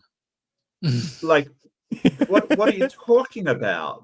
There's tons of words that have different grammatical things. And it's so stupid. It really is. Yeah, I totally agree. I fucking agree. Yeah, That's right. No, I don't We give a should fuck. change this to I'm the going to use it fucking as a stream. noun. I'm going to use it as a noun. I don't give a fuck. Yeah. Depending on the context, that word can be used as an adjective or a noun, and that's true of so many words. You dumb fucker. Like, seriously. Yeah, I like also, I didn't remember that I did this, but I threw in that little bit of shade about him being from South Alabama. It's like, I'm actually from fucking Alabama. Okay. So that's how we talk here for those that aren't native to here. Kent. It works on multiple levels because he originally wasn't from Alabama. He was from Florida. Right. Pensacola. Well, his original base was there, but isn't he from like the Missouri, Illinois area? I don't know. It's probably not important. It's just it's a little tickle in the back of my brain. What state spawned Hovind? Who do we blame for this? Yes, we must blame him. Yeah. Just like we blame Australia for Ken Ham. You're just lucky that Roy Comfort is a Kiwi. He was from Illinois. I don't know where that is in relation to Alabama. I got to be honest with you. Oh, it's up the river. Yeah, well, so it's 2 states away. Okay. Yeah. Okay, so in the same general area. It's more. Illinois is I think more Midwestern type of state, because I believe Ohio is considered Midwestern. But it's right next to that, so it's more north. It would be, I believe Illinois would have been in the Union, and I definitely live in a state that would have been all Confederate. That's very true, and that's probably why Kent moved. The same reason Ken Ham set up shop where he did, because in the South you can sell a lot more DVDs, as they say. John, you got another super chat from Mark Agamotto1313 Smith, who sends $5 and says, "Behold." Oh, I'll do my Bible voice for this one. "Behold, the ground in which I grow my fucks to give, and know that it is barren." I don't get to use my Bible voice very often. Yeah, I love that sentiment. That the sentiment of, oh, this is my field of fucks. It is barren. Yes. They make those various crafters around the area, Etsy stores and so forth. They have them on little cards because if you're out of fucks to give, you can give the "behold the field" and various other sayings. It's so much fun. Yeah. But on the language, yes, on the language, we see similar things with the adaptation of things. Like there's a phenomenon you may have heard Zoomers being made fun of for nounifying and verbifying words. Like, we all say it. Like, I Googled it, returning Google into a verb, and it's fun. It makes the language more efficient, and it's just enjoyable. I don't know. Maybe I'm silly. Fossilization can happen rapidly. Oil can be produced rapidly. Coal can be produced rapidly. The flood would deposit layers of mud over whole forests, squeeze the forest down, and produce coal in seams. Why is coal always found in seams, sometimes really huge seams? John, you don't want to believe the flood because that Okay, I'm going to use Hovind's logic against him here. I know, that's so hard to do. Let's say the flood actually did happen, and the coal comes in seams because of the flood, because all the organic material got squished down. There are places that Kent himself talks about in West Virginia where there's a coal seam, and then a layer of gravel, and then another coal seam. How the fuck does that happen if there was only one flood?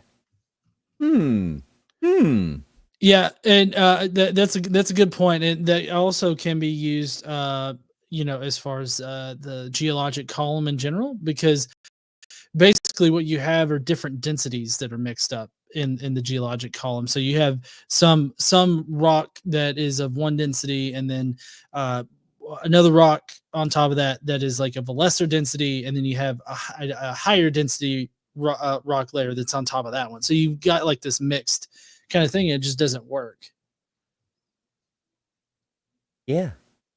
It just, Same thing with the fossils, right? Like this comes up all the time, especially when our geology friends are hanging around. Yeah. Where if it's sorted by density, why aren't the fossils mixed together? Why aren't the big, heavy, dense dino bones at the very bottom and the tiny little sea creatures all up at the top?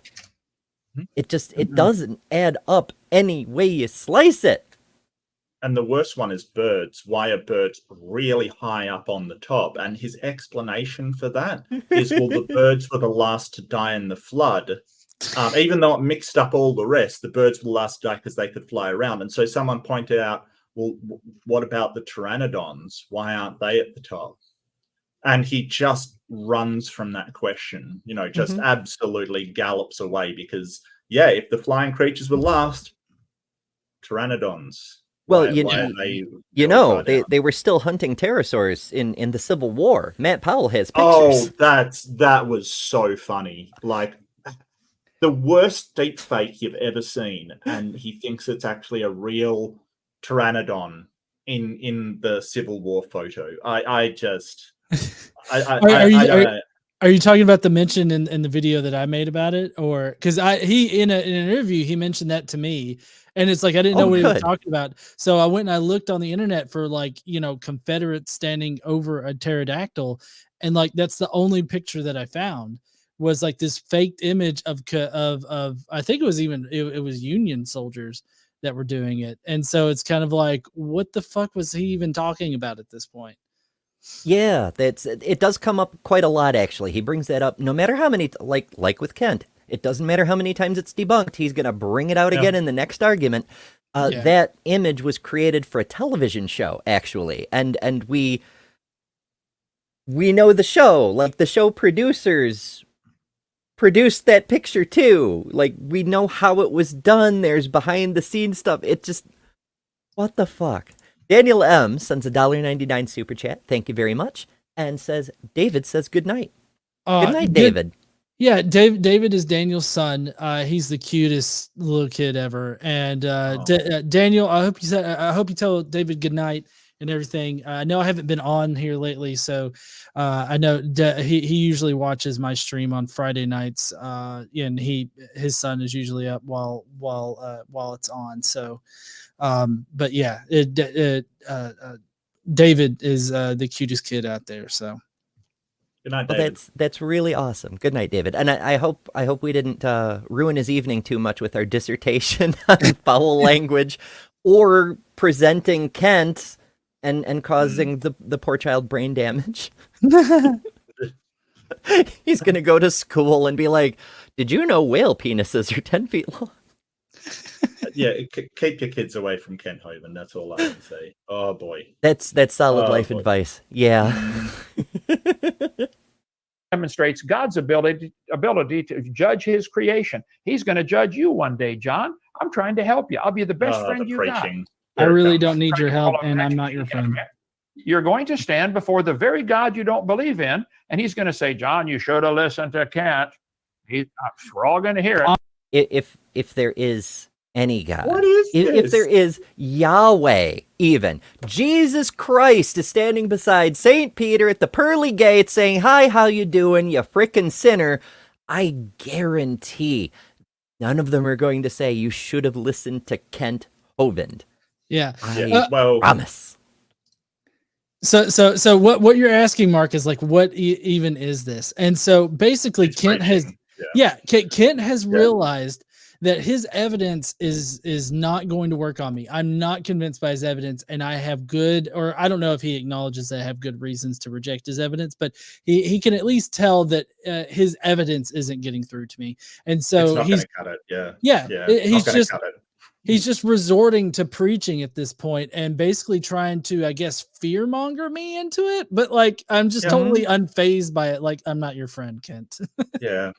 Yeah, and sort of, it's also a tactic when he realizes that, his arguments are terrible, and he just wants to change the topic again. It's something that he'll do. He'll just go, "Oh, you should listen to me because one day you're going to be standing before God and burning hell."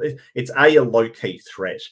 B, it sort of distracts from what he got pinned on, whatever it was. It's just another part of his hustle. It's just another part of his hustle. But I have to explain, and if there's any creationists listening out there, I don't know if there is, but I cannot explain to you how little I am worried by that. It would be like somebody saying, you know what, after you die, the Cookie Monster is going to absolutely, flay your skin off. It's like, oh really? I cannot explain to you how little like your threat means to me.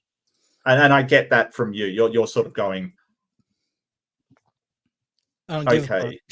I like the threat of Cookie Monster. That's very demonstrative, and it's a fun image to picture. I've just been using like, how afraid of Allah's hell are you? How afraid of Vishnu's hell are you? Valhalla awaits if you but go forth and die in battle as the All-Father commanded.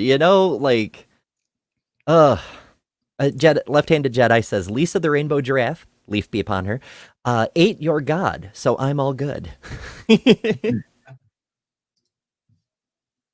We do Stan Skeptic and Lisa the Rainbow Giraffe in this house. Thank you. Honestly, if Christians like you and like the new independent fundamentalist Baptists are like Christians that are going to be going to heaven, I would rather burn in hell. Okay. Oh, See you there. I did my best, Lord. I tried. See you there. So you'll be there, Ken? he knows he'll be there. Kent's going to be in hell with me. Shit, maybe I want to go to heaven. Yeah, exactly. Think about it. I'm sure that if what Christians say is true, then there are a large number of Baptists that are going to be in hell. So you might not even be able to get away with them then, Yeah, it's a struggle. It reminds me of that old Texas A&M satirical paper that made the rounds back in the 90s. Is hell endothermic or exothermic?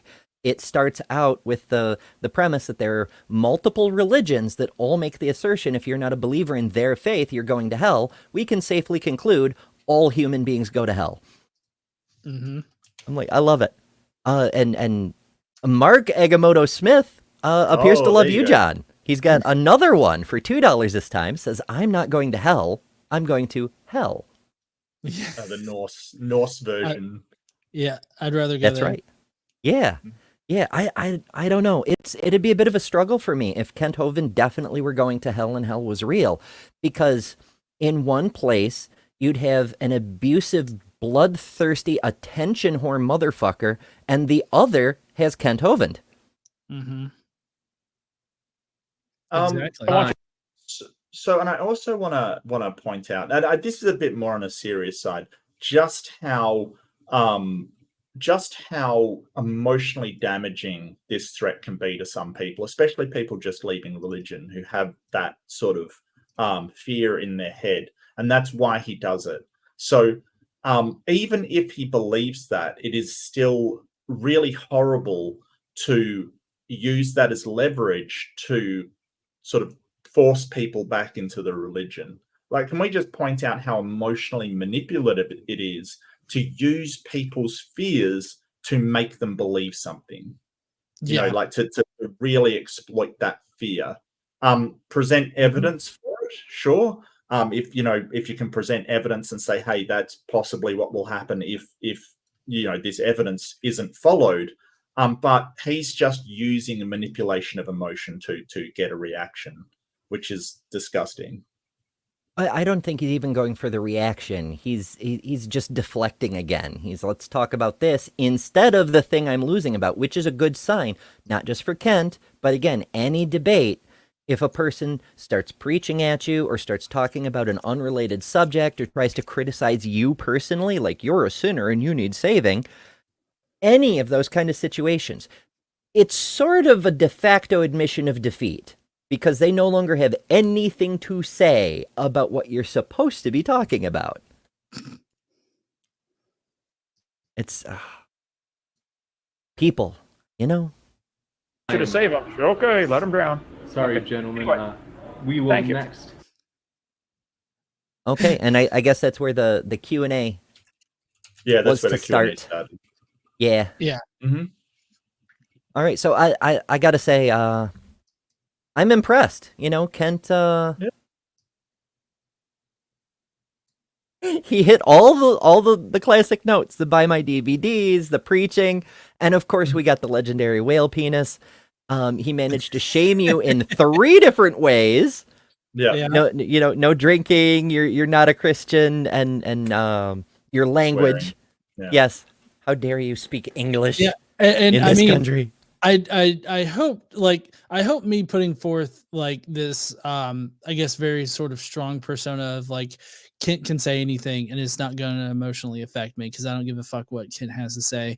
I've always tried to put forth that kind of, I guess, perception of like, don't allow these people to affect you like that. Like, don't allow like their grandstanding or their moral high horses like make you feel like bad about yourself or anything like that. Like whenever they say that kind of shit, like it just literally, I try to show how it literally shouldn't affect you because whatever they're saying is just pure bullshit.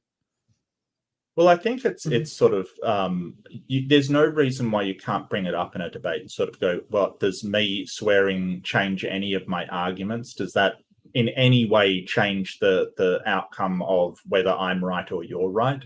Mm-hmm. So I could say that, and it doesn't, I don't know why it should change anything. I think.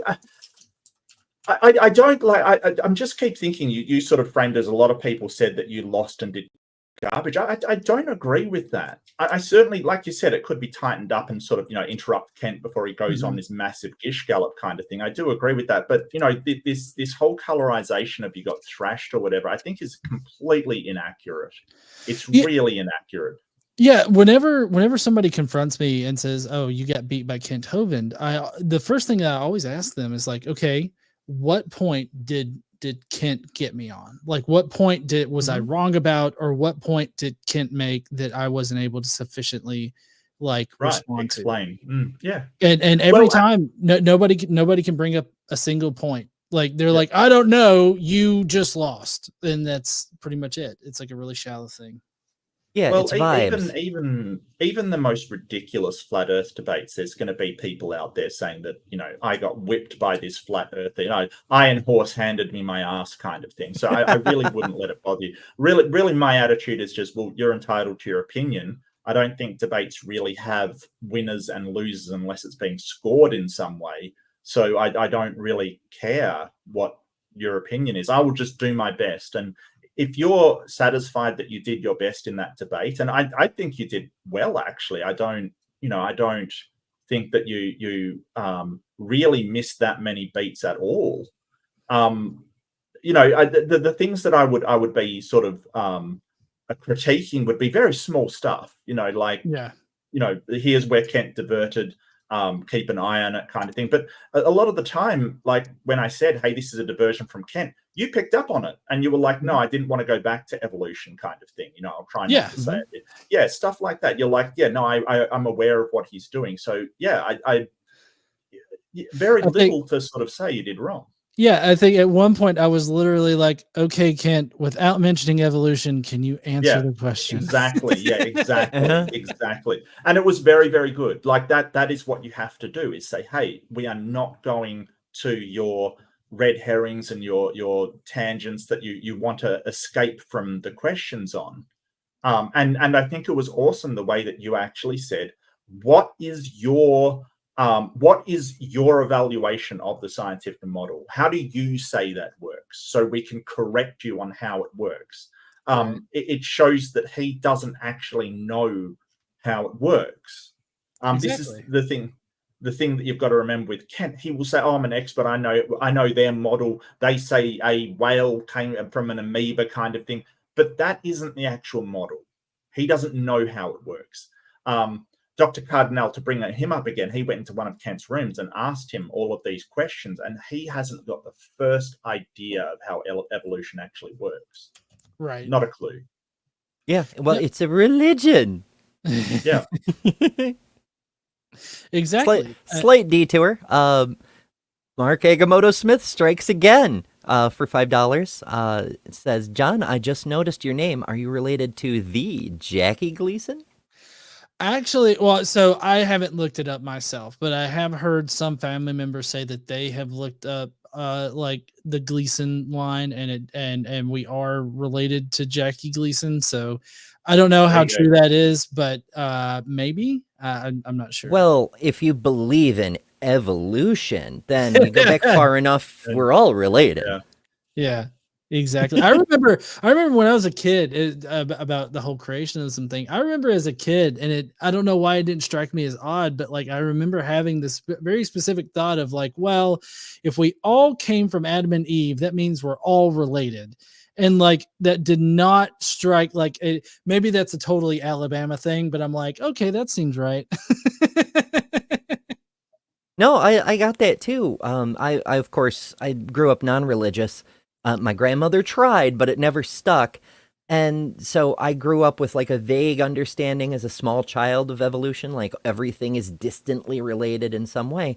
And when kids at school tried to explain to me about the Adam and Eve story, they said, so, we all come from like the same ultimate parents. I'm like, so we're all related. That, yeah, I already knew that. Like, what are you trying to say here? That's like the one area where the ideas aren't completely incompatible. It's the whole made out of dust and transformed from a rib and talking donkeys and shit. That's where things get a little bit less coherent. Yeah, to put it nicely. That's when Kent will conflate the word related, and what I mean by that is he's using two different meanings of the word. Because the way that he says it, he goes, you think you're related as in it's a family member, like you're related to your cousin kind of thing, where you're not like John and I am not related. And that's how we would use that word in a common sense, sort of a common way, just a normal way. But when we say related in biology, we're talking about whether we shared a common ancestor. So he's conflating these two parts of the words. I actually ran into somebody who was like, oh, but we're supposed to be related to chimpanzees. Why can't we do like a heart transplant? And I remember that, rejected. Yeah. And it's kind of like, yeah, it's because you've been listening to Kent Hovind and he's been putting this idea in your mind that related means that you're in their family. And that's not true. When we use related in biology, it simply means that there is a genetic connection between the two. That's all. They can be vastly different. So this kind of conflation, what Kent does, actually causes problems with the way people understand evolution. Yeah, and that's so very prominent whenever they're like, you think your grandfather was a monkey kind of thing, like or you think you come from a monkey. It's like, we share a common ancestor with the other great apes, and we're part of the great ape family. Like they have to bend and twist so much, like whenever they speak about evolution in order to make their crazy fucking ideas work. It's crazy to me. Yeah, well, we are the greatest apes. Yeah.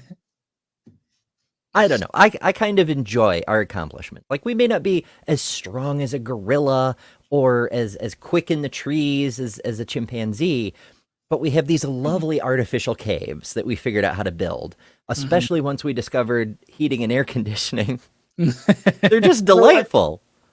I did a review on a thing saying, where does rationality come from? It's a really interesting question. Like, why are we so rational and thinking? And sort of the papers that I was reading on it, it seems to be tied to socio-linguistic capabilities and socio-technical capabilities, i.e. we teach each other stuff. Like, I don't know how to code software. I go to John and go, can you teach me? And John says, okay, here's what you do, kind of thing.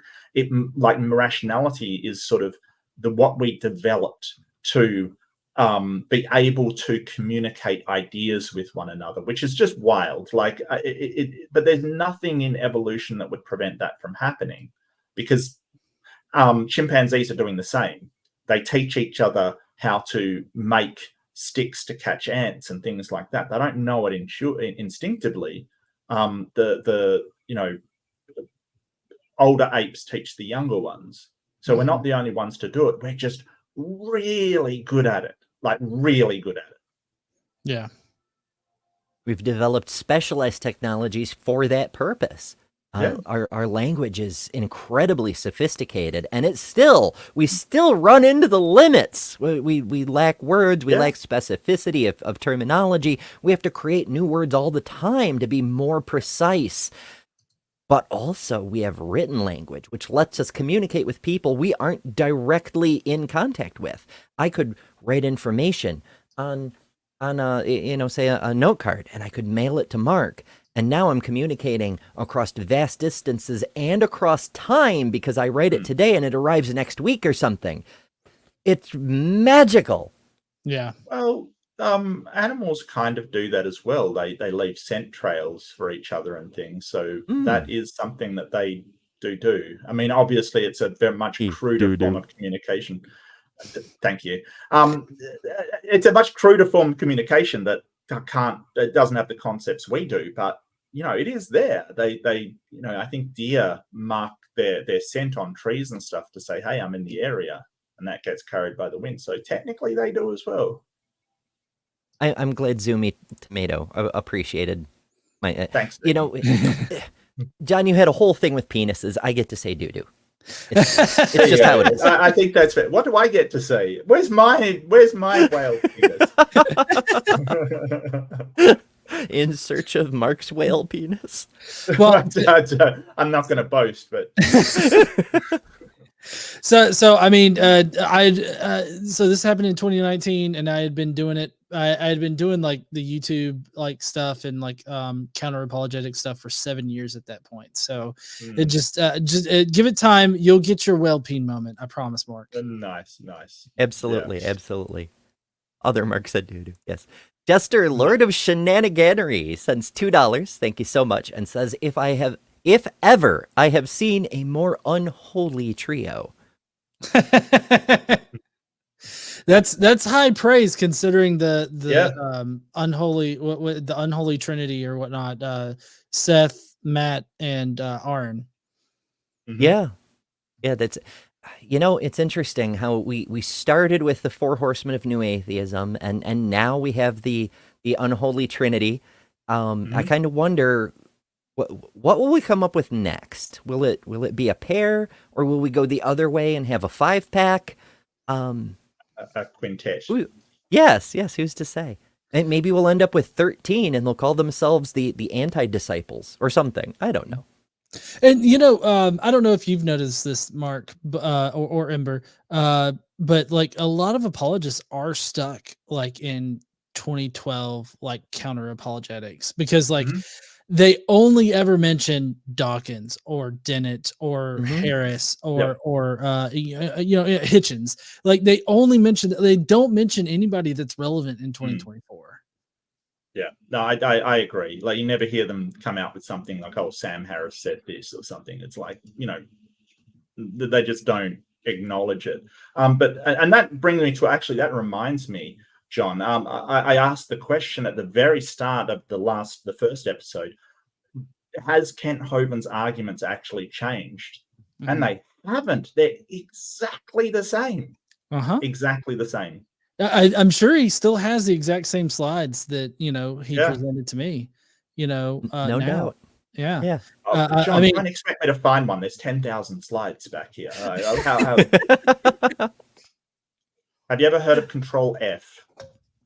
Yeah. Well, and in that debate, I don't know. I can't remember if it got like verbally said in the debate, but what Kent really wanted to talk about was evolution. But I think that the modern day debate guy, James, he apparently wanted a debate on the flood. And so like that's what Kent agreed to, but really Kent wanted to debate evolution. Kent always wants to debate evolution. And I do feel for James, like, he keeps trying to expand the selection offered of debates because he gets sick of flat earth and evolution and whatever the hell the other one is. But when he does, either it degenerates into what we just saw with Kent Hovind being fixated on his favorite hobby horse, or nobody tunes in.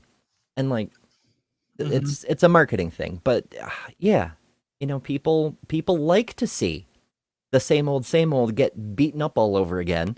refight the Civil War. Hell, there's Civil War reenactors. There's people literally refighting the Civil War. Mark Agamotto 1313 Smith sends John another $2. He says, what's that?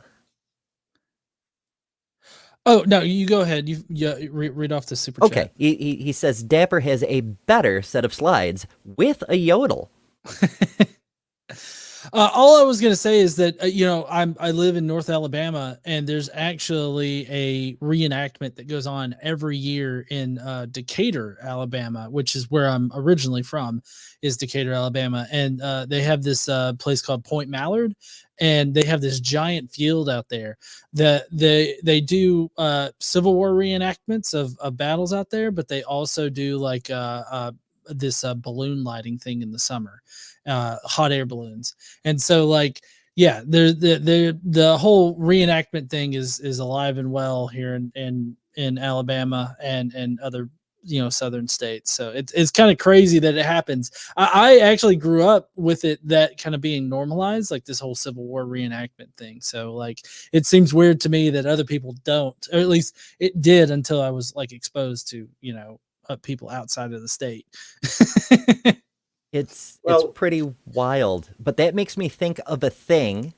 Give me just a second here, and I'm going to try to share it because it has to do with the Civil War reenactors, and it's bloody hilarious. There's one comment that's not a super chat that I do want to respond to from the Daily Atheist Morning Show. Chris Mallard, sure. Yeah. So he asked me, as my channel grows, my wife, family have some legit safety concerns. Have you ever dealt with threats from theists? Man, I have a lot of stories to tell. The one that sticks out the most to me is there was a guy that apparently got really angry over some responses on my Facebook page that I made to him. And so he took to YouTube to lay out his plan. And I shit you not, I don't have, I wish I had like I downloaded the video and everything, like, cause it's a crazy video. He basically lays out this entire plan for him to ride his motorcycle to North Alabama, meet up with a local biker gang and get them to kidnap me and put me in a circle where they're all like, the biker gang has me and him in a circle. And apparently he's going to fight me. And it progressed to the point where he was like, I've been to prison and I will skull fuck you. No homo. Like it got to the point where he was like threatening, like he was like, come on, I'll get the local biker gang there and we'll just duke it out in the middle of this biker gang. And I'm like, what the fuck is this? So that's the most extreme one that I've gotten personally.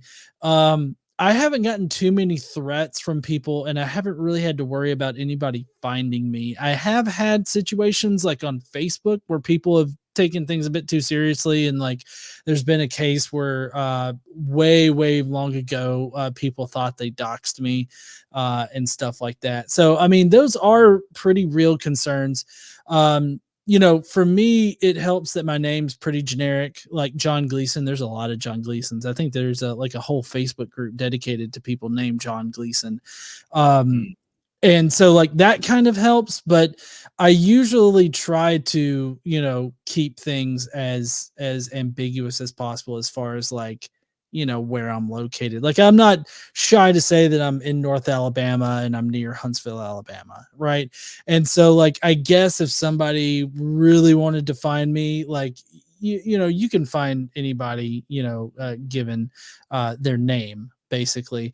And so, that's always a concern. And I mean, it does help that like, I'm a little estranged from most of my family, and the family that I do have here, like we're pretty secure in everything. Like we're pretty socially conscious as far as social media goes and everything. So it is a concern, but at the same time, I've never had anybody like really follow through with any kind of threats or anything like that. I think that it's a lot of just like bolstering online, and people talk a big game, but and I've experienced this with you know, a lot with online conversation, because you'll get people that'll talk a big game like in comments or whatever like that, but then you give them the venue to like face you as much as we can face each other online, face to face, and talk it out.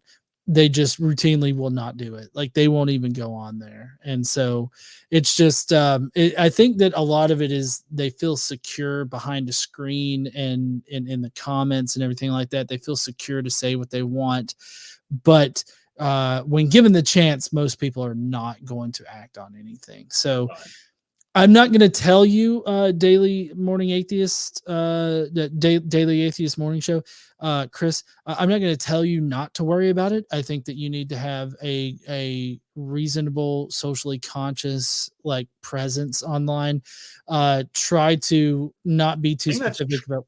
That's Sorry, go ahead. true of everybody, really, though. You Oh, know, yeah. like I think anybody should have, you know, a little bit of secrecy about who they are, where they live, and what their circumstances are. Like that's just part of the course, really. Oh On the yeah, internet. definitely. Oh, definitely. I'm not. Yeah, I'm not saying anything that's very specific to like if you're doing content or whatnot. So I mean, you know, be socially conscious about that, and try to play things close to the vest. I mean, I am pretty on the profile that I mainly use on Facebook. Like I pretty much friend nearly anybody that friends me usually. You know, I still scrutinize them a little bit, but like I'm not afraid to like block people if they start getting a bit you know, maybe weird in the comments, you know, or somebody that's overly criticizing me, like you know, for ridiculous things or whatnot. Like I'm a pretty big fan of the block button in those particular instances, just because it can really turn into things. And I will say that the online rhetoric can get pretty bad, even from atheists, because they're right around the time that this debate happened that we reviewed tonight, there was certain dramas that were going on in the atheist community that I was kind of at the center of. And so I was getting a whole bunch of mean messages, but nothing ever came of it. So I think that a lot of people are just keyboard warriors, I think somebody said. Yeah. They're trying to silence you through just intimidation. I think if you have someone like Matt Delahunty, who's very open about where he lives and, you know, where he'll be and all of that kind of stuff, I don't think he worries about it. I don't think you really should be worried about it. And plus, you know, are you going to change how you live your life because somebody's just wants to be an asshole online? You know, I don't think you can do that. I don't think that's a healthy way to live. I think that you have to, you know, I guess it's easy for me to say being like, you know, thousands of miles away in another country with an incredibly common name, but I don't know. I don't think I'd really worry about it anyway. There's all kinds of different dimensions. There's you know, people like Horst Velkai again. He keeps being relevant, the wholesome bastard. As most of you know, he was a guest at the Comic-Con I run in Northern New York every summer 2 years ago. Because his name is very unique, and because he has gotten threats also, we had to bring on extra security for the convention. There wasn't any problem. There weren't any threats at the event. But you worry, you know? And then, I mean, I'm a much smaller streamer, but I have a pretty unique name. I don't particularly hide my general geographic whereabouts or the fact that I run a Comic-Con in Northern New York. And I still get threats. Part of it is because I'm a trans person, but part of it is because I'm an atheist driving souls away from Jesus. I'm just a bad influence. What can I say? So, you know, you got to do what makes you feel safe. That's the most important thing, because any crazy person could be a real threat or could just be a crank. It's how do you want to live your life? Do you want to walk around with a security guard all the time? That's up to you, really. Yeah. Hivesci in the comments section. Bree. Yeah, I know. Yeah, Bree. They get weird in my comments, and I never block them. But the kind of weird I'm talking about is not the good kind of weird. I consider you, Bree, the good kind of weird. Yeah, Bree's full of all kinds of wonderful weird. Also, people. Before we get too far away, I don't want to miss. Daniel sent another super chat to you, John. $1.99, and he says, "I know the John Gleasons." Oh, I think he meant three. Yeah, I know 3 John Gleasons. Yeah. Oh, 3. Oh, I Yeah, thought it was more like an ominous "I know thee," like a Bible thing. I'm misreading things. Don't mind me. It's not like I, read things professionally or anything. Can I go back to a topic when you mentioned reenactments? Have you ever heard of the Henley on Todd in Australia? No. No. It is the stupidest thing. Like this is so Australian. It's the only dry river regatta in the world. So they're on a dry riverbed. And I've got some sort of I can grab some footage of it kind of thing. I grabbed it while we're waiting, but this is just so it is the dumbest thing you'll ever see. It's so I am down. I'll just share this. Okay, here we go. They're what? This is some Mad Max shit right here, Mark. Come on. Yeah, of course Mad they Max explode. shit. They're shooting at each other. I love it. Yeah. They have flower bombs and water cannons. Yeah, I gotta be honest, Mark. If I was there and I was doing this, I would have totally done the Mad Max, the giant road warrior thing with the dude with the flaming guitar. Yeah, Love it. I would have done Love that. Yeah. And they have sponsors? Oh yeah. Oh my goodness. It's called the Henley on Todd. It's just so Australian, like it is just because it's also a sort of a big middle finger to the colonial British people kind of thing, because they have regattas and stuff. It's just, I don't know. We're weird. We're very weird. Hey, Yeah, that's why the the good hell kind not? of weird, I would say. That's the good. The bad kind of weird are the Trump boat parades that they do, where they have so many flags on it that they sink the ship. Mm-hmm.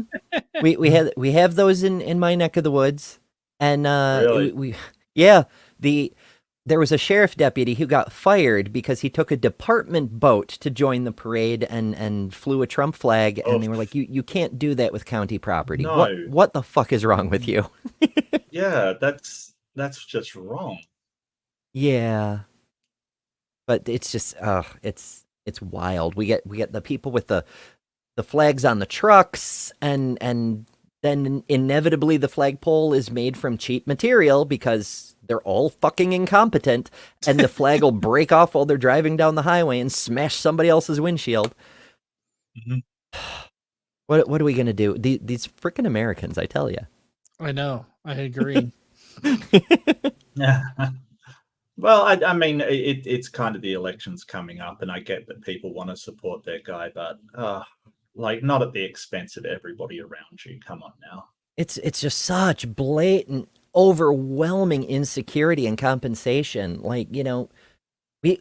It's not just a Republican thing, right? Because we didn't see that when they were voting for arguably sane candidates like George W. Right. Bush. Right. It was just yard signs and shit. It's this cult business that they've got going on, and it's worrisome. It definitely Sydney is. Raptor, another John from Down Under, sends $2 dues and says, "Super Wars, embers are snotty face poopy heads." Well, Wise words. considering you're coming from my chat, I'm not sure what that says. Oh, I get it. He just wanted to make me say snotty face poopy heads because that's the most offensive thing I've said all stream. John, do you feel differently now, having gone back, watched it, analyzed it, and sort of gone over it? Do you feel differently now than you did just after it? After the debate? Well, so just after the debate, I was kind of inundated with people just claiming that I had lost, and so I didn't really get a chance to really go back and analyze things too much. Yeah. I know that when the debate happened and just after the debate, like I felt really good about it. Like I felt like I answered questions that I could answer, Yeah. and like the things that I couldn't answer, I was determined to like figure out good answers for them. And so like Yeah. it was a learning experience for me and every great people. I think that I did like a pretty decent job in the debate. There's always things that you can do better in a debate, and there's always things that are kind of, I guess, left on the field. I think that I would probably have the debate a little bit differently now. Like I would definitely have better responses to certain things. But all around, I don't think that it would be any all that much different, from how I originally answered him. So I mean, I think now looking back on it, I don't think I did all that bad of a job. I don't think so either. I really don't. I mean, but we all look at our debates and go, hey, there's bits that you can improve. And I think that's sort of why we do this show and why Ember and I do it. So we can look at debates and go, okay, what can we improve off of this? Well, where can we, what can solve this problem or get better at this? I don't think, there's nobody that's sort of reached a pinnacle of debate. Even you look at someone that's just incredible, like Christopher Hitchens, we can still point out, hey, in this case, he could have gone in a different direction or could have, not said this because, it's sort of rhetoric is fine, but, you probably want something a bit more to do with logic and, structure and that kind of thing. So, and plus, but different people have different opinions on what makes a good debate as well. Don't forget that. Oh yeah. Everybody has their own way that they would argue something. And so that's what kind of, gets me whenever like I do a debate and they're like, oh, you should have said this. I'm like, okay, yeah, that's one way to respond, but that's not how I chose to respond. Mm-hmm. And so like it's always difficult trying to like people that are telling you, well, you should have done this. It's like, well, that's one way to do it. Yeah, it's true. And like I often say when I'm promoting the fact that our strength is our community. It's our diversity. It's our different way of thinking and approaching things. Because while there may be best practices in a debate, you never know what's going to get through to any specific person. It might be my experience. It might be my way of approaching things. It might be John's. It might be something Mark says that trips that light switch in somebody's brain and makes them wake the fuck up and get out of that cult. Yeah. Exactly. Yeah. And even when I sort of say, hey, I would have done this, I'm not saying that person did badly. Like I've reviewed Matt Delahunty debates and I've sort of said, hey, I would probably do this track. And I'm not saying Matt Delahunty did anything wrong at all. And I sort of make it clear, hey, this is just what I would have done, not what somebody ought to do. And, everybody's style is their own. Everybody's style is kind of unique. And I'll just say this, we need more women in debate. We don't have enough. It's always the guys. If you're interested in debate, I think more women should be in debate. Oh, there's a lot of guys who are strangely scared of women. It's I keep challenging people and they keep running from me. I don't understand. Yeah, and I totally agree, but I also understand why a good number of women don't want to do the debate scene. Yeah, absolutely. Yeah. Because I get my fair share of like body shaming on not only my channel but anything that I do online. Yeah, I get body shame. Like I actually had one person one time in the comment section diagnose me with Down syndrome because of like my face shape. Like he's like, your face shape just screams Downs or something. Oh, like phrenology. We love it. Yeah. And so like I've had people do that a lot in my comment section to me, and that I feel like that what I've went through pales in comparison to what women go through. And so like I totally understand it, and I think that while I do think that there does need to be a lot more women like doing debates and everything like that, I think that the toxicity from Christians, which is highly, is saying a lot about Christians in this particular respect, but the toxicity that women get from Christians in general, I think is what's preventing a lot of them. But that is true. Yeah, and I mean that's why I try to lift up a lot of women voices on my channel. Like just recently, I had Dr. Jennifer Bird, who wrote a book called I got it over here somewhere, called "Marriage in the Bible: What Do the Texts Say?" And she wrote yeah, it's a great book. She goes through how misogynistic the Bible is and everything like that, and she's a great person in general. And I try to make sure that I lift up those voices when I can. So I think it's great. All this getting around to it to say that I think it's great that you're offering a platform for women to speak up, to stand up and use their voice. I think that's awesome. Yeah, it's good. It's good for everybody. The more diverse viewpoints that we can see and share around and show, the better off we all are. Mm-hmm. Yeah.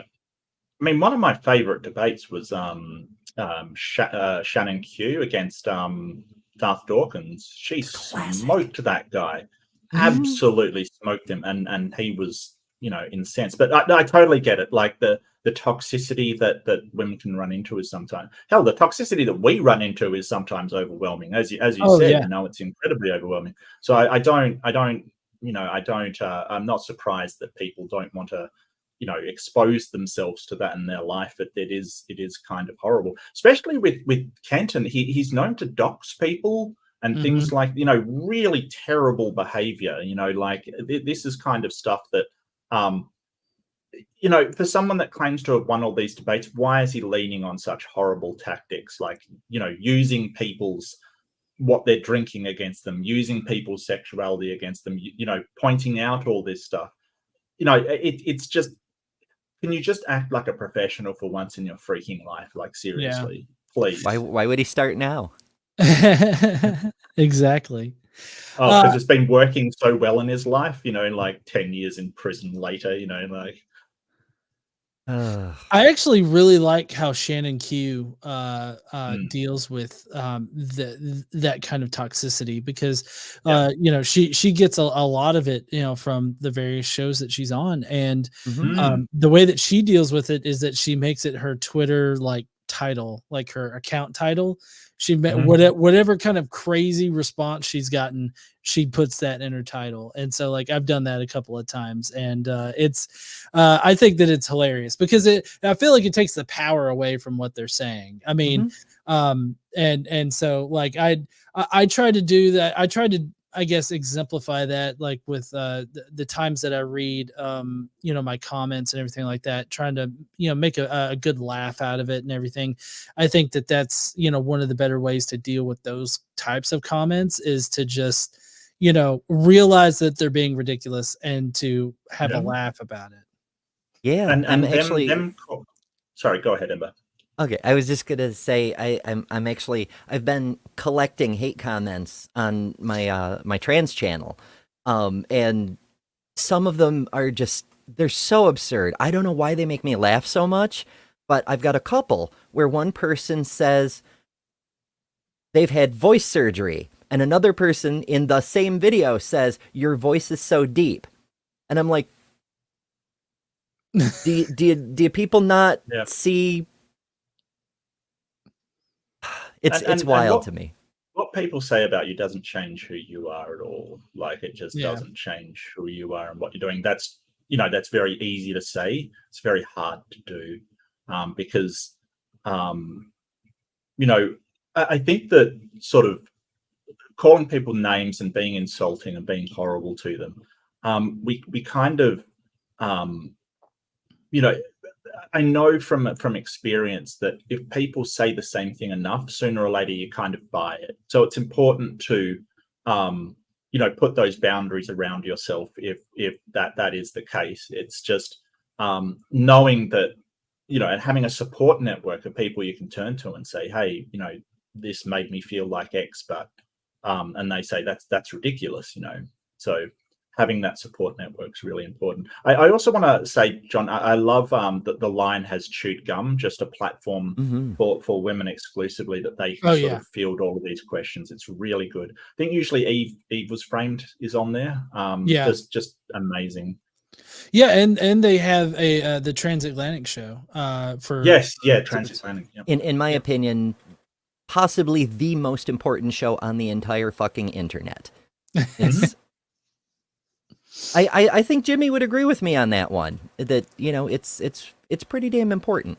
Yeah, and I usually watch like either the Chewed Gum or the Transatlantic, just because like I don't have a lot of experience with, you know, with that particular demographic, as far as like the experiences of that demographic, and like what kind of arguments does that do those demographics face. Like I think I probably have more experience with the Chewed Gum show, just because it's something that I've really focused on here lately. But like if I want to know specifically about like the trans experience and what trans people go through, that's one thing that I'll watch, is the Transatlantic show. Oh yeah, and I encourage other people to do so. Like, I've heard so many of other people in the community, they'll get a question from like a random theist, oh well, explain trans people or whatever, and they'll direct them to the Transatlantic Call-In show. Be like, call in, talk to Arden and Dr. Ben, Josie, whoever happens to be on. Ask the people who do this, who are on that show, so you can ask them questions. I don't mind the odd question here or there, but I try to keep my answers to my own personal experience rather than speak for all trans people. But I will bring out the science if I have to. But that's what that show is for. In other news, Dr. Tapioca Weasel gifted an membership. That's what I call the memberships on my channel, because I love bad puns. And that went to Manuel Puente. So congratulations. Is that bad or amazing? Let's face it. That's awesome. Like I push back on that. That is not a bad pun. That's an amazing pun. I love my puns. And on John's channel, Mark Agamotto Smith. Thank you, Dr. Tap. It's much appreciated. Mark Agamotto 1313 Smith sends $5 and says, Ember is a wonderful, beautiful role model. Anyone who says otherwise can discuss it with me. BYOBB. Bring your own baseball bat. Yeah.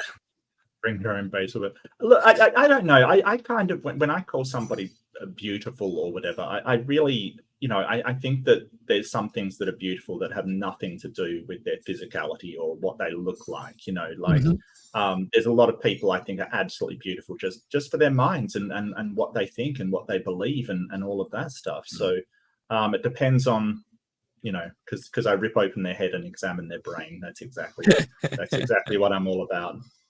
That's right. That's, Don't I mean, sound you like know, that. if don't clip that. Don't clip that. if we're gonna eat babies, why not? Yeah, you know. It's oh goodness. Well, thank you, folks. This has been a hilarious evening. I appreciate both of you being here. Mark, as always, and John for joining us this time. It's whale penises. My goodness. Yeah. Hey, I'm always down to join. This has been great, and I'm so glad that y'all wanted to review my Kent Hovind debate. And you know, I really appreciated y'all's input and y'all's sort of third party, you know, look at the debate and feedback from it. So I've appreciated all of this all around. Hell yeah, Oh, absolutely. my pleasure. It was really good to talk with you and get your perspective on things as well, because you know you were there and I wasn't. But yeah, no, it was a great debate. I really want to push back that it was sort of this one-sided. Absolutely not. Like, I don't think Kent really made any good points at all, because he doesn't have a good point to make. Right. He's had this script for ages. He doesn't have a good point to make, whereas you sort of explained everything pretty well. I don't. So yeah, screw it. It's you know, I really don't think it was even bad. It was a good debate. Yeah, no, and I mean, I thought that I did pretty well then, and looking back on it now, like I think I did fairly decent, especially for being like a layman, you know, in this particular area of like you know, geology as well as other portions of science that, you know, are concerned with the creationist sort of ideas. So yeah, I mean, and like I said, having y'all's input is invaluable to me, so I really appreciate that. Absolutely. Well, before we go, what what do you all have going on coming up? Where can people tune in to see you in case they don't know, and all that good stuff? So me or Mark? A You go little of first. each. I Yeah, don't mind. Okay. you're the guest, so yeah. Okay.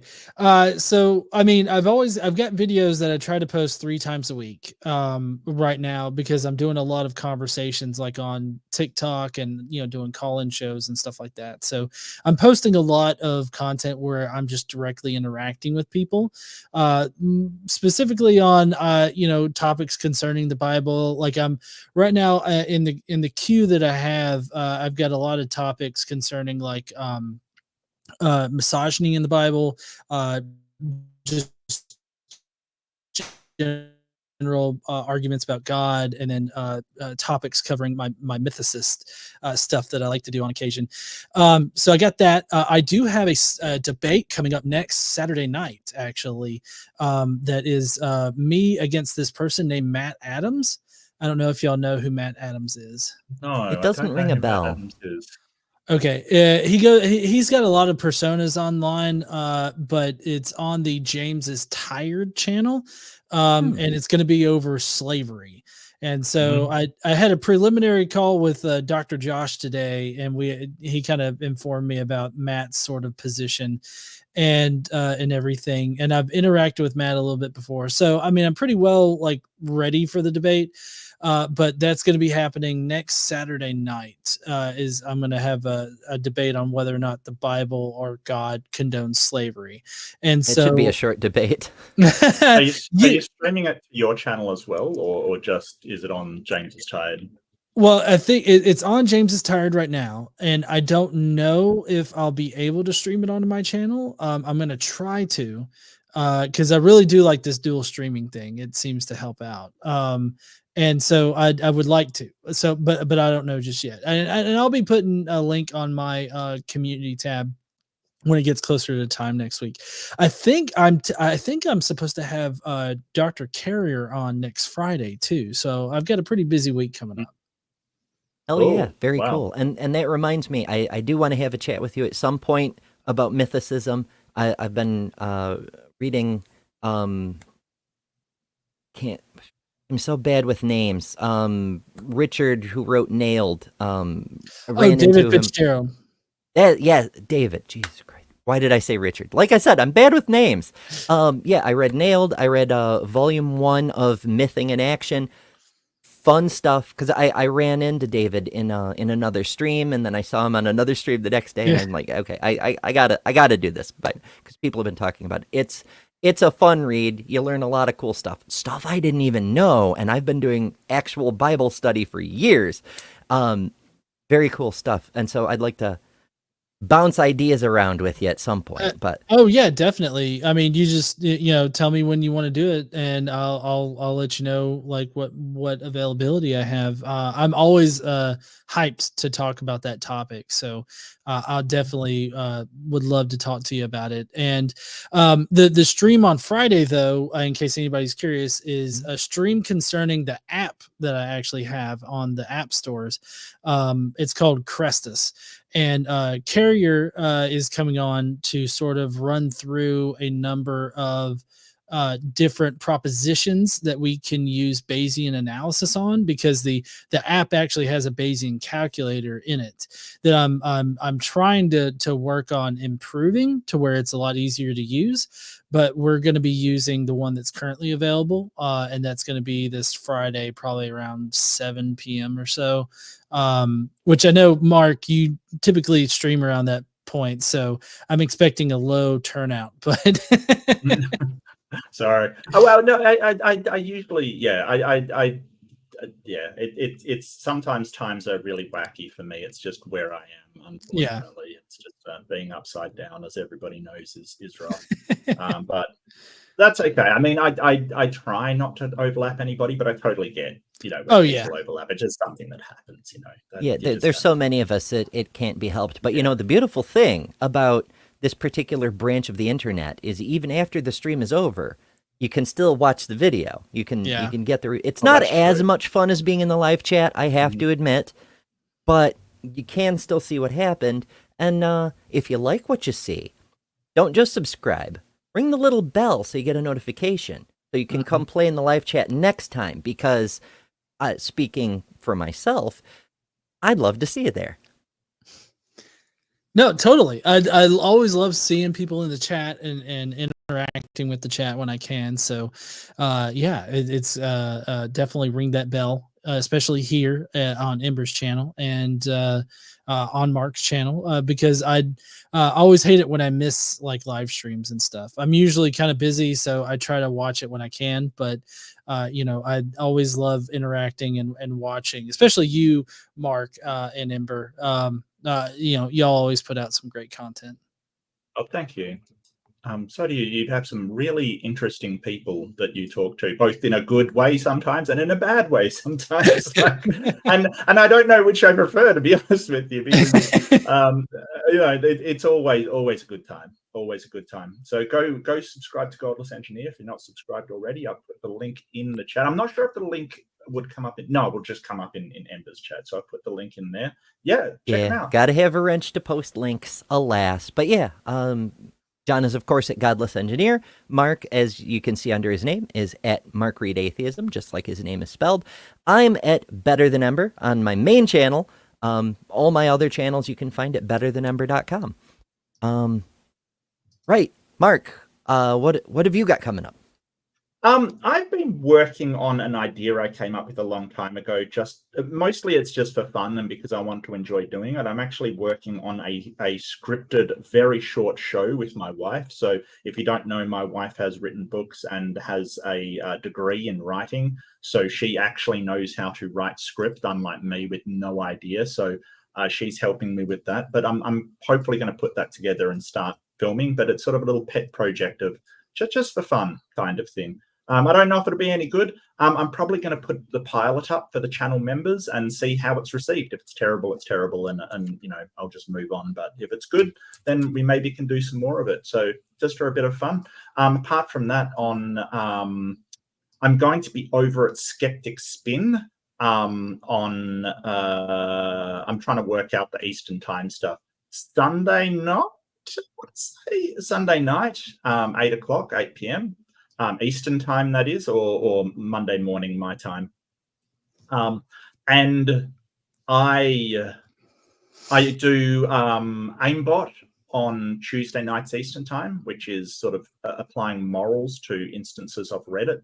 And I do Fundamentalist Fridays to look at some of the more silly and just ridiculous stuff that's happening from the creationist side of things, because there is a vast river of it coming that is just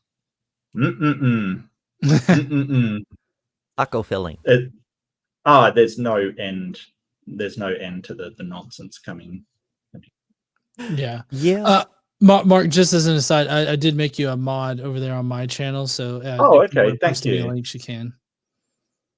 Yeah. I was just going to post to I see the debate on James is Tired is up. I was going to post that, but if you're going to do it on your channel as well, I probably shouldn't have bothered because Oh no. I mean, I currently don't know if I'm gonna be allowed to or not. It depends on if James has that like activated. So I would assume that he probably doesn't want it. He probably just wants it to be exclusively on his, but I don't know. Yeah, and that's valid. I mean, as a general rule, I enjoy like multi-streams because it helps expose audiences to other creators, and that's wonderful. The only reason I don't do it as a standard is because YouTube has been grumpy about this sort of thing lately. They're like, oh, we see duplicate content, so everybody gets demonetized. And when they do come after you for it, they don't just demonetize the video, they demonetize the entire channel. And so I try to be really careful. But we're doing it this time because it's a special occasion, having John over. It's worth the risk. So yeah, everybody, thanks so much for joining. Everybody in the live chat, y'all have been hilarious. You made the show at least twice as fun as the three of us could do together. Oh yeah. Yeah, it's a good time. We've been having a lot of fun more funner debates lately rather than the seriousness stuff. I mean, it's important to be serious too, but the enjoyable ones are my favorite. I love them so much. It's good to have fun sometimes. And the ones that I find the funnest are the ones that I guess are a bit more conspiratorial, like the creationist ones or, flat earth ones. So, I mean, it's been great. Yeah, I love the conspiracy theories because no matter what the conspiracy theory is, whether it's young Earth or flat Earth or TERFs or the presidential election eschatology nonsense, they all use the same exact kind of arguments in the same exact kind of way. And once you figure out how to fight one of them, you can fight off all of them because they're functionally identical. It's wild. And it's wild that now the Islamic apologists coming through are using the Christian apologist arguments from like 10 years ago, exactly the same as they used to. And because they're just doing what the Christian apologists started, it's actually, I feel like going, don't copy them. They weren't that great to begin with. Like they didn't work then. They're not going to work now. Yeah, they've been running that since like 2015 or so. Like they've got. I remember responding to this one Islamic video where it was a guy put Legos in a bag, shook it up, and then brought it out, and it was a fully formed like helicopter, and it's like, this is the Big Bang. What? Oh, some of this stuff, it's so bad. I'll never forget that time when Alex O'Connor took on Mohammed Jihad and I've said his name wrong. I'm sorry. Mohammed Hijab, and I forget who the partners were. It doesn't matter. But he says to Alex, "Do you believe time had a beginning?" And Alex says yes. And then Mohammed says, "Do you believe it began at the Big Bang?" And Alex says yes. And the way he worded it is how he makes the logical jump, but he basically goes, "That's what we call God," and drops his mic. Like, just saying that's what we call God is whatever. But Jason Lyle has mentioned on streams, the famed liar with too many PhDs for his own good. He said that his biggest source of income is selling apologetics guides to Muslims because they use the same arguments the YECs do. And that's kind of depressing in multiple ways because he's actively profiteering off making the world dumber. And also it means that we're going to have more apologists using the same stupid arguments. Mm-hmm. Such is life. But the good news is, and this is where I wrap the show. I put all the things together. You don't have to appeal to weird floods that didn't leave a mark or 15-foot whale penises because you are better than religion. Good night.